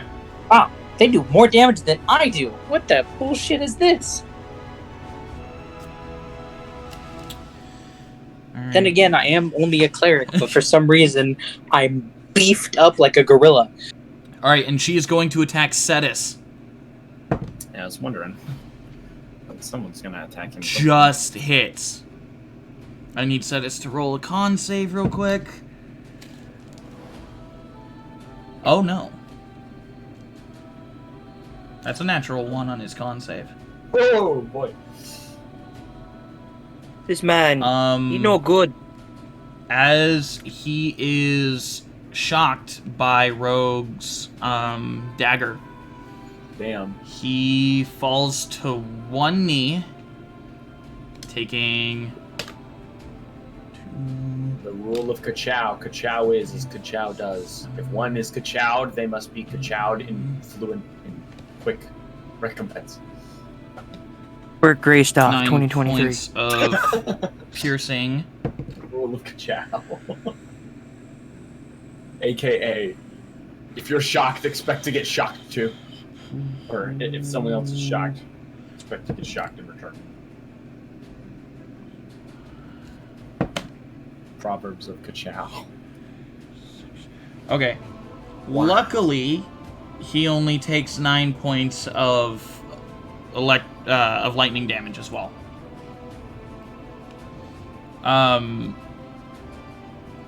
But he is stunned for his next turn. Yeah. And thus bringing it back around to Wizard's turn, who is going to launch a first level magic missile at Cetus. No! It's only like first level.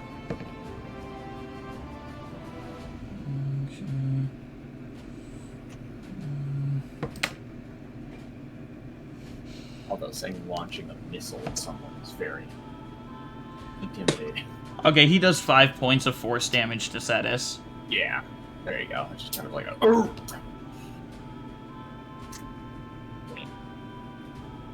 Okay.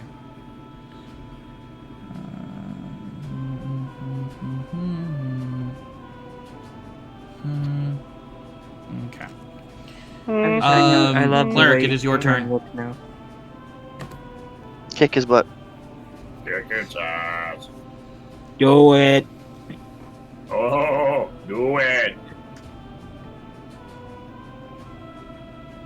I'm gonna be real honest with you. I don't really like any of you. Gundam sound effect.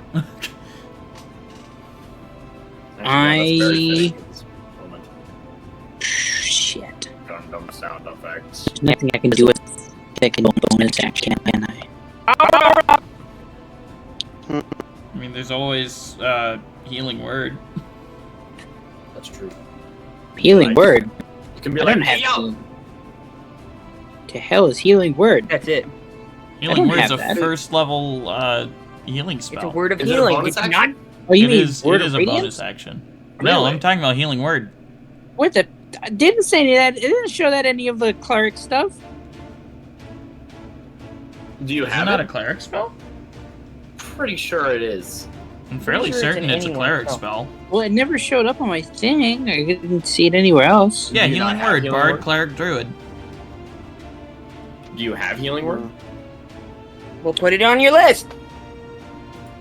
I mean, he can always change his spell list Yeah. at the beginning of every day, so Yeah, it's a great bonus action. You can just it's a kinda great throw bonus it. action healing spell that 'Cause you can know just you be can like, still hey, use your yo, attack. I'm after. going to. You should feel better. And just boom. They feel better. You just doof and you live. I'm going to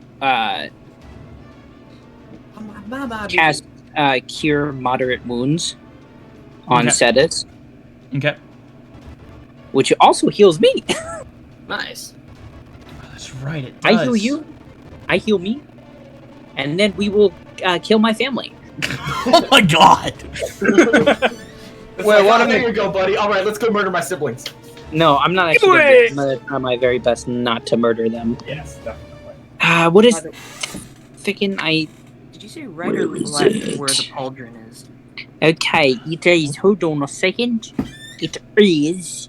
The believe it's 2d8 plus your spellcasting modifier, which is wisdom. Yes, I remember. 2d8. Yep, 2d8 plus your wisdom modifier. You mean my whatever. It's spellcasting modifier, which is your wisdom. Yep. I thought it was my spell attack thing. My spell attacks. You see, I'm just a southern unless that's boy. a life cleric thing. I don't think so. Now you see, I'm just a southern boy who know nothing of sharp object. He's just the southern counselor, the southern fucking lawyer. Okay, he'll. Oh, you good sir. I had nothing to do with it. So it's a 12 plus. I did nothing of the sort. 6 plus. You said wisdom? Yeah, you said wisdom. Okay, hold on. I gotta break out the calculator for this. It's Get big numbers now. 12. 2d8 plus your wisdom mod. 6 plus 4. Because it, with the life domain cleric, where is it? Where did it go? Healing spells at least first level heal an additional 2 plus spell level. So I heal him for a total of 12. So that's 12 plus 6 plus 4, 18 health, and then I heal. Nice. For It actually heals most of the damage you took because it worked at 7. I heal 8. That it is. Damn. And back. Nice. Alrighty. Do you have anything you can do as a bonus action or no? Well, It's a secret. If Cetus is like, he's not prone or anything, is he? No, he just lost on his the knee. turn because he got zapped. Okay, because I was gonna say you can help him to his feet or something.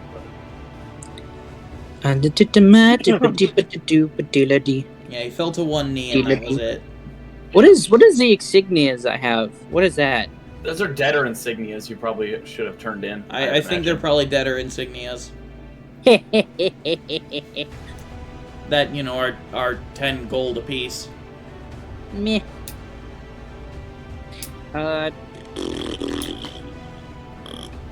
blah blah blah blah blah blah. It's a secret. There's a secret. Sure. Yeah, I don't know. Hold on. Sorry, it's taking forever. I mean, if you don't have a bonus action, you can just move on. Hey, Etch. Yes. Did you say that he had a pauldron on the right or left shoulder? Left shoulder. Oh, okay. Oh, that actually makes this easier.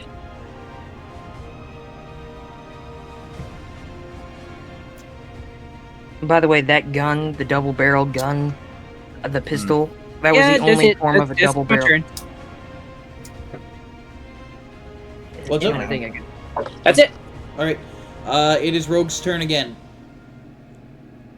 She is once again going to try and stab Cetus. Rolling a natural 1. Nice! Her knife flies out of her hand and into Wizard. I mean, oh no. Not my family. Which means Another Wizard being has to bastards. make a con save. Natural 20. Con. Oh.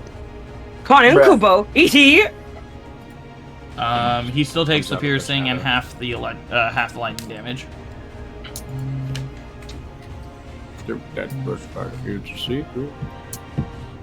Really? That's just stuck in your head now. Yes, it is.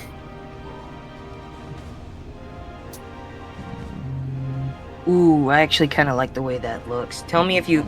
Okay, I'm gonna take 2 screenshots, and you tell me which one you like better. I'm gonna find one that I really like, outside of that one. This one. Let me color it. There's 9S. Oof. Okay, so...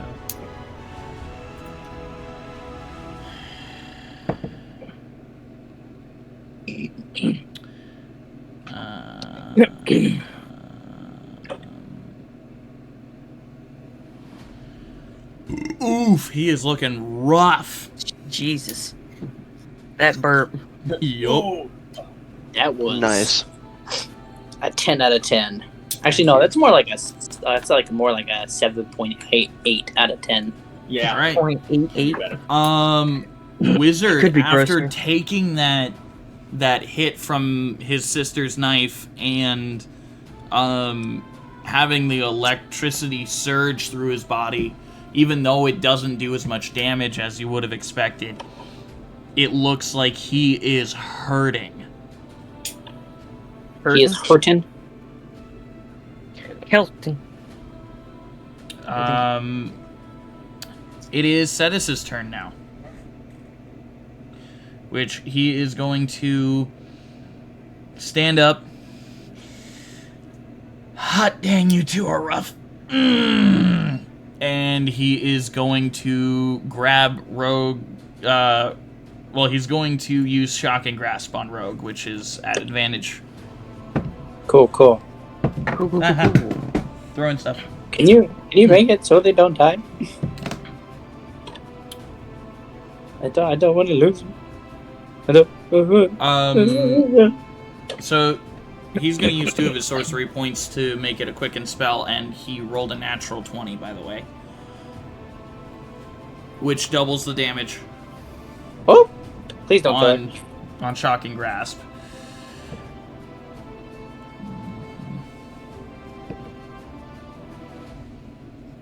I would really, really hate to use, the one ability, what a dead bad, a bit of a bad view, it'd be. Rogue is still okay. She's still up. Good. But as his action, he is going to cast. Let me look at his spell list real quick.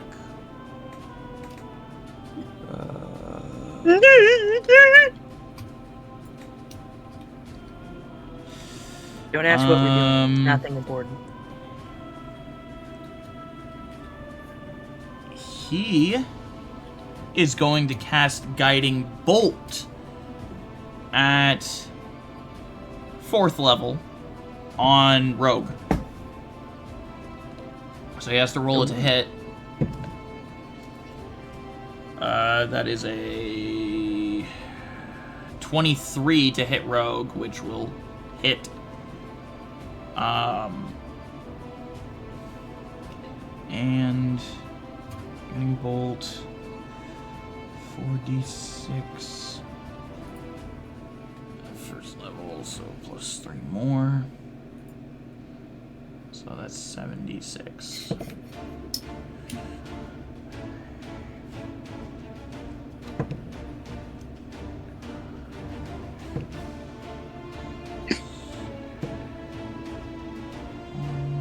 Alright. So, out of these, which do you guys like?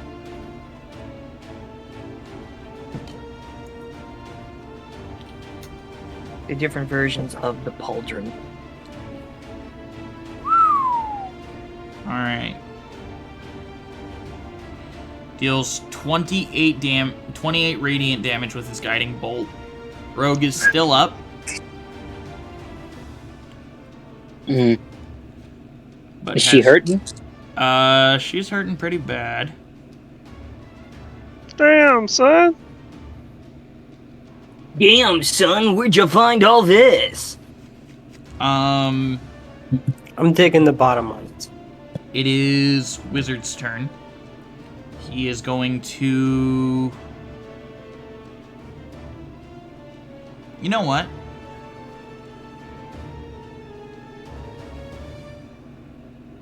he is going to begin casting a spell. As he begins chanting.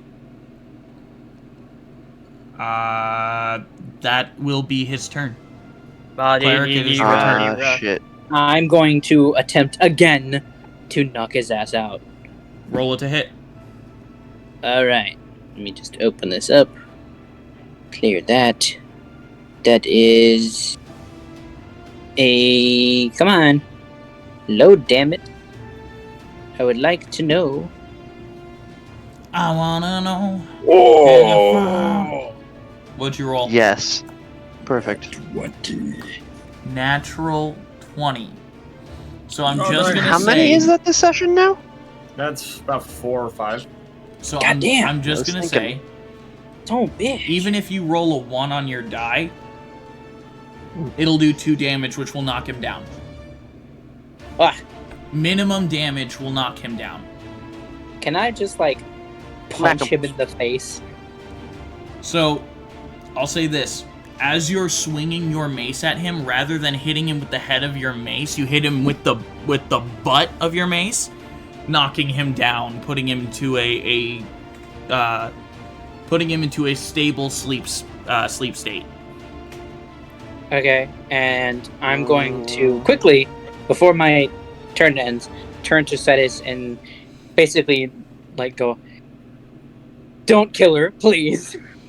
Also, I will say, because he used Guiding Bolt, next attack on Rogue has advantage. What now? You're cutting it in. I was just saying that because Cetis used Guiding Bolt, next attack on Rogue does have advantage. You're still cutting out. How am I cutting out? Rogue. I said... Okay. I said, because Cetis used Guiding Bolt, the next attack on Rogue has advantage. There we go. Okay. Gotta turn up my gain, I guess, because I don't... Well, it's not necessarily that. It's just probably connection issues. No, Or it's maybe not your connection sensitivity. issues. I'm fine on connection. I just... Maybe it's your mic sensitivity. Which is why I turned up my gain. So can Alright. you turn off? Yeah. So, it is back up to the top of the round with Rogue's turn. Yeah, I don't know. I don't know if it's your game. 'Cause yeah, I heard you, but you did cut out at one point. My connection I is heard fine, it too, though. like you cut out. So it's not just him. I'm experiencing Yeah, it I too. don't think it's the connection thing though. That's. Regardless, we can hear you most of the time.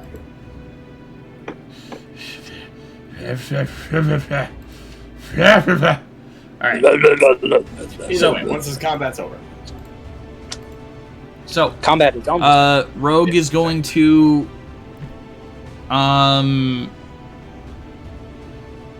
Rogue is going to cast invisibility on herself. Oh. Cetis, use counterspell! Cetis will use counterspell. Yeah, my boy. Thus dispelling her invisibility as she uses her bonus action to disengage out of melee range of Cetis and trying to run out of the cellar. Grab her by the one arm. Cetis is going to cast Hold Person on her. Perfect. Yeah. So she will need to make a Wisdom saving throw with a natural 1. Yes. All right. She stops in her tracks. Her body locking up. Kind of just...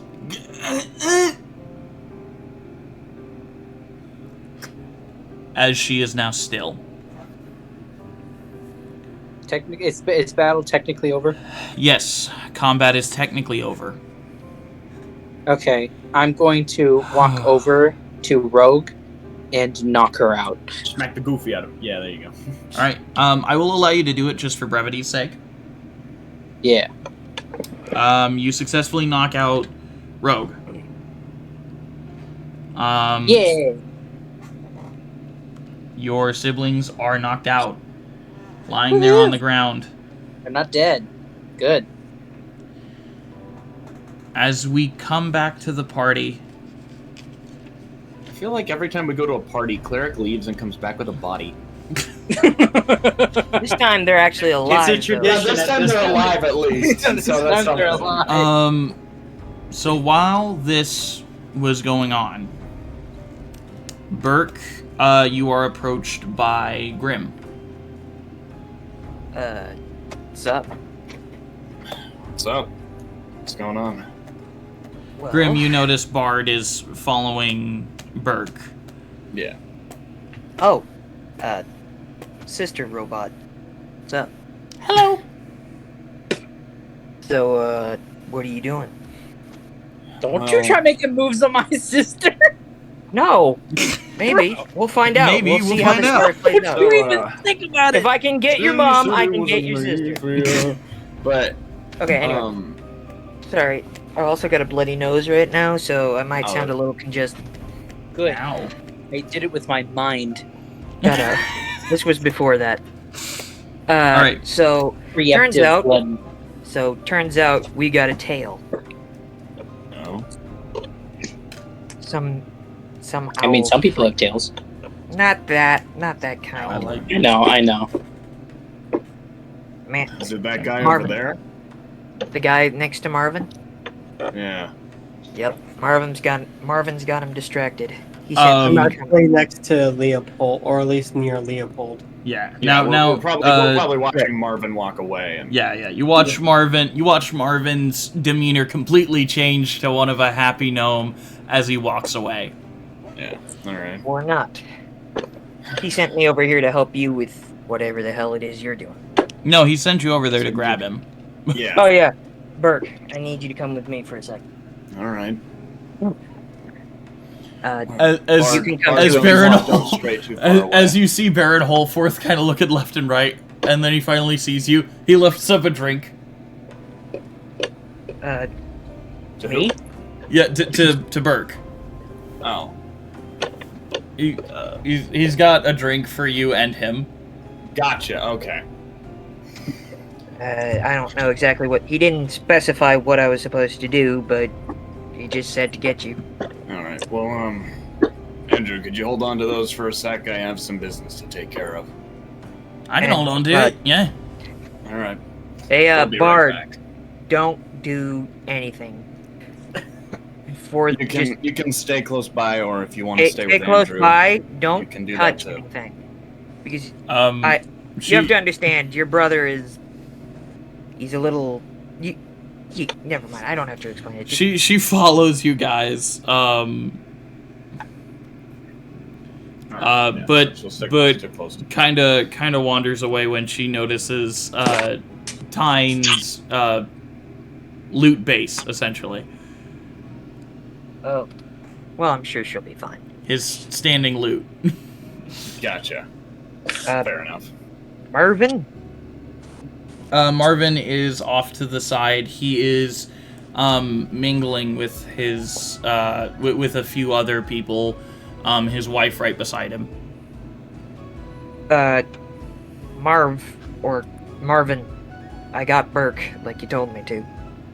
He looks over at you, gives you a thumbs up, and you hear in your head, "Ask the owl fellow what his issue is." And then turns away and continues conversing. Well, that's not exactly helpful. Let's He said go we ask need- the owl. What's your major malfunction, boy? What's your major malfunction, boy?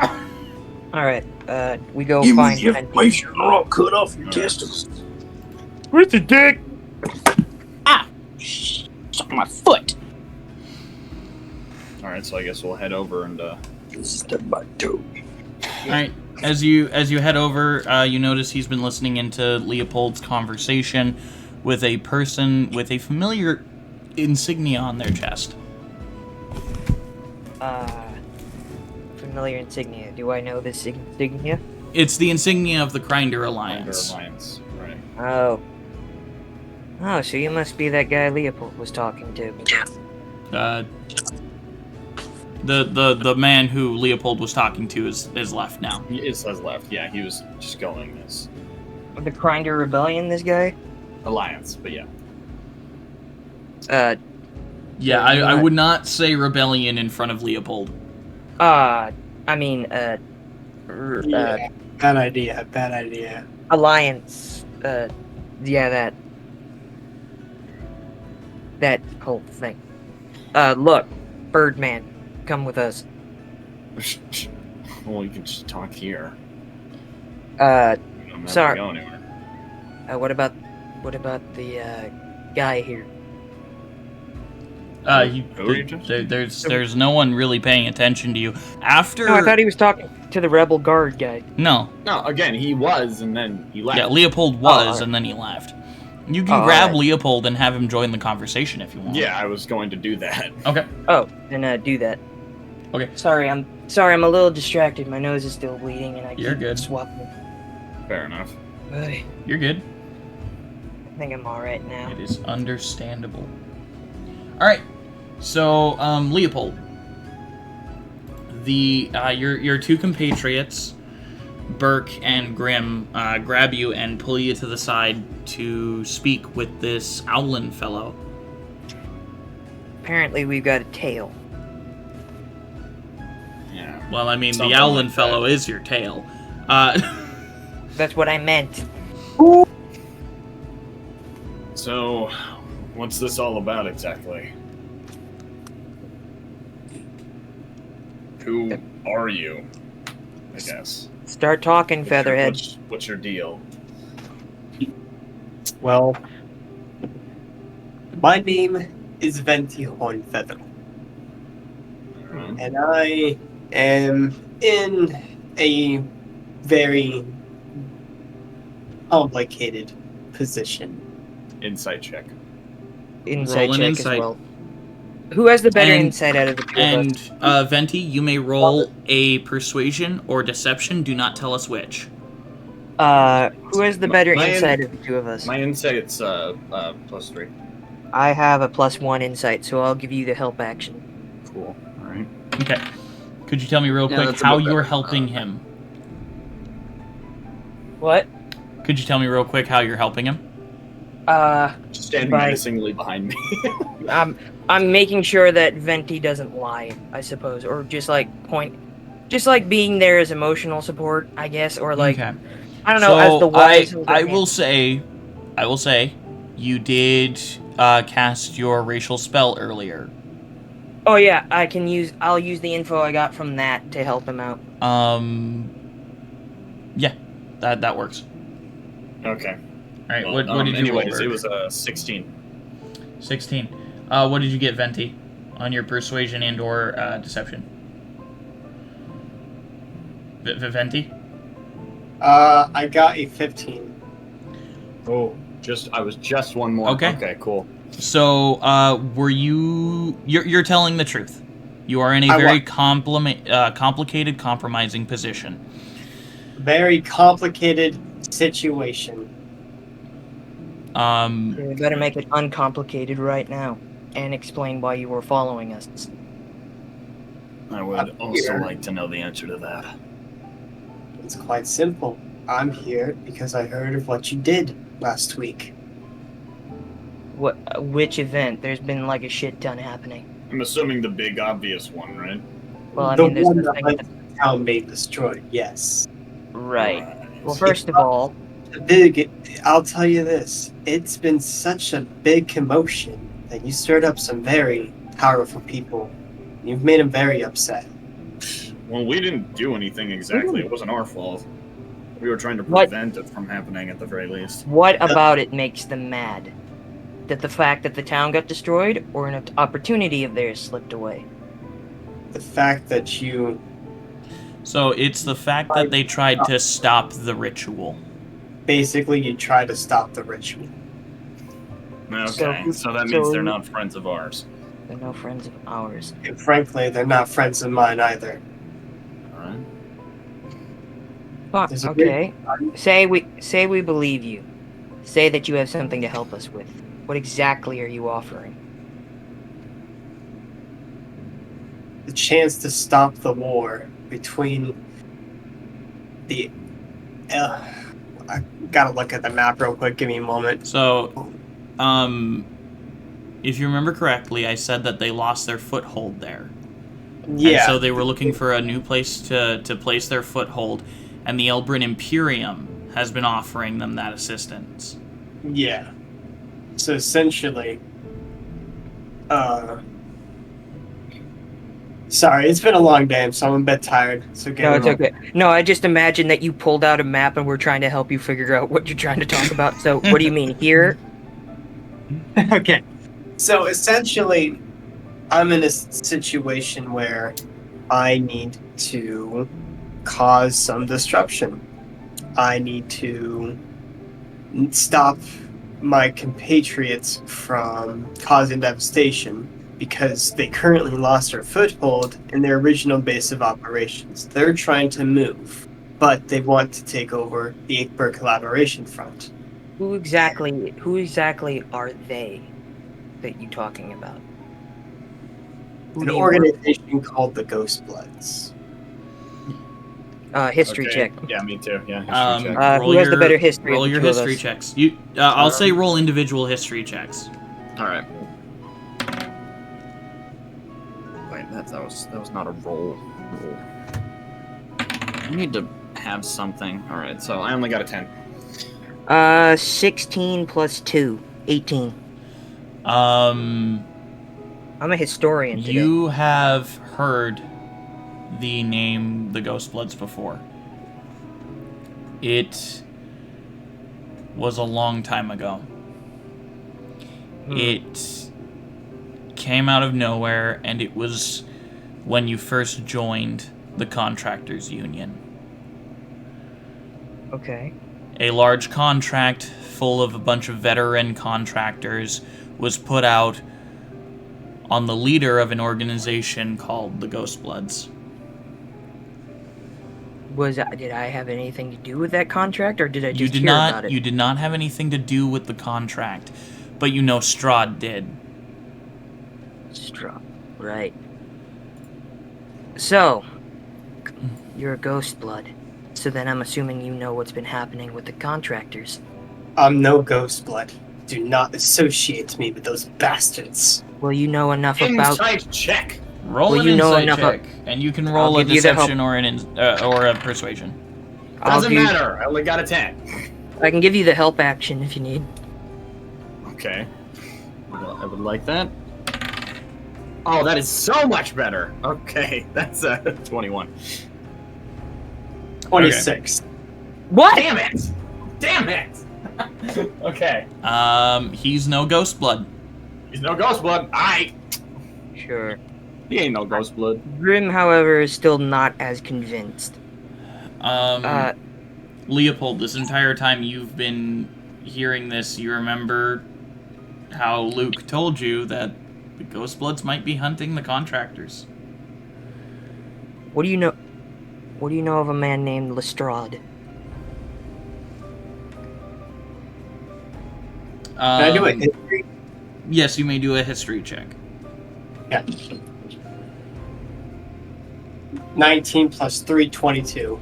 Ooh. Fellow historian, I think. He is someone who, well, I mean, like I said earlier, he is the greatest adventurer to come out of the Lythirian continent. Yeah, but I'm trying to see, did he have anything to do with, like, hunting the Ghost Bloods in any way? He was in a great assault years ago when the Ghost Bloods lost their foothold in the Elnirn Empire. He was the main reason that they lost that war. Ah, yes, Strahd. He's the bastard that put me in this position, in a way. And your friends, quote unquote, are the ones that killed him, or at least put him out of commission. Right.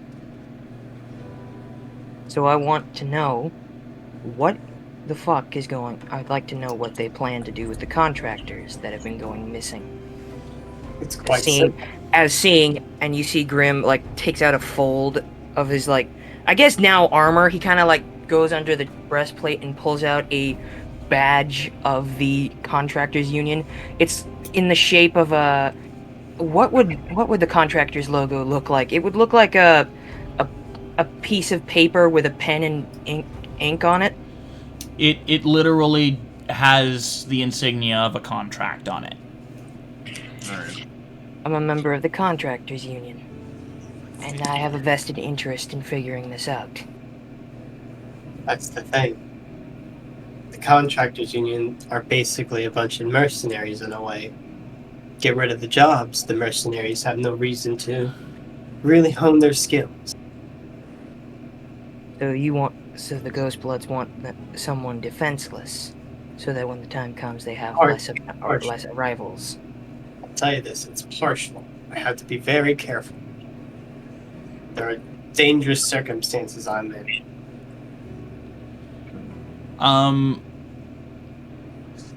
I will say, real quick, Venti, I do need you to roll a deception check. Not against any of the people in the party, but do roll a deception check for me. Against himself. It's going to be a 16 plus 8. It's going to be 24. Jesus. He's a deceptive MF. You successfully are able to omit certain keywords that keep the rune that has been plastered onto your back from killing you as you speak with these individuals.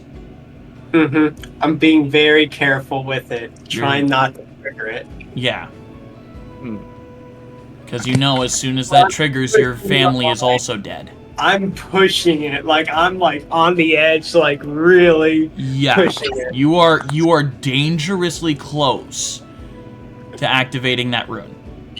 Can I actually do a history check to know if I know Venti Hornfeather? If I've heard that name before? You may make a history check. Yes, I will allow it. Grim, Burke, would you give me a help action? Yeah. Thank you. I'm going to say I will not allow a help action on this. Fuck you! Okay. Can I do an investigation to kind of get some key features from each of the party members to gauge their personality just with body language and stuff? You may do so, yes. Okay. 11 I'll say roll an insight on that because you're trying to gauge their feelings and personality. Alright, just from glancing at them. I got a nat 1 plus 2, 3. You don't know who the fuck Venti Hornfeather is. Well, I tried. You can't be right all the time. Around this time, as you're all doing this, the whole big huge, conversation, you see suddenly appearing in the center of the ballroom, out of what seems like thin air, Cetus, in two unconscious automatons at his and Cleric's feet. And that is where we're gonna end the episode. We leave you 2 minutes!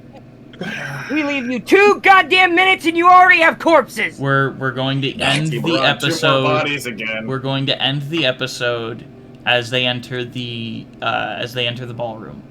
It's always right in the middle of the party too. God, I'm sorry. Cliffhangers, bro. You don't kidnap people! That's not what we're about!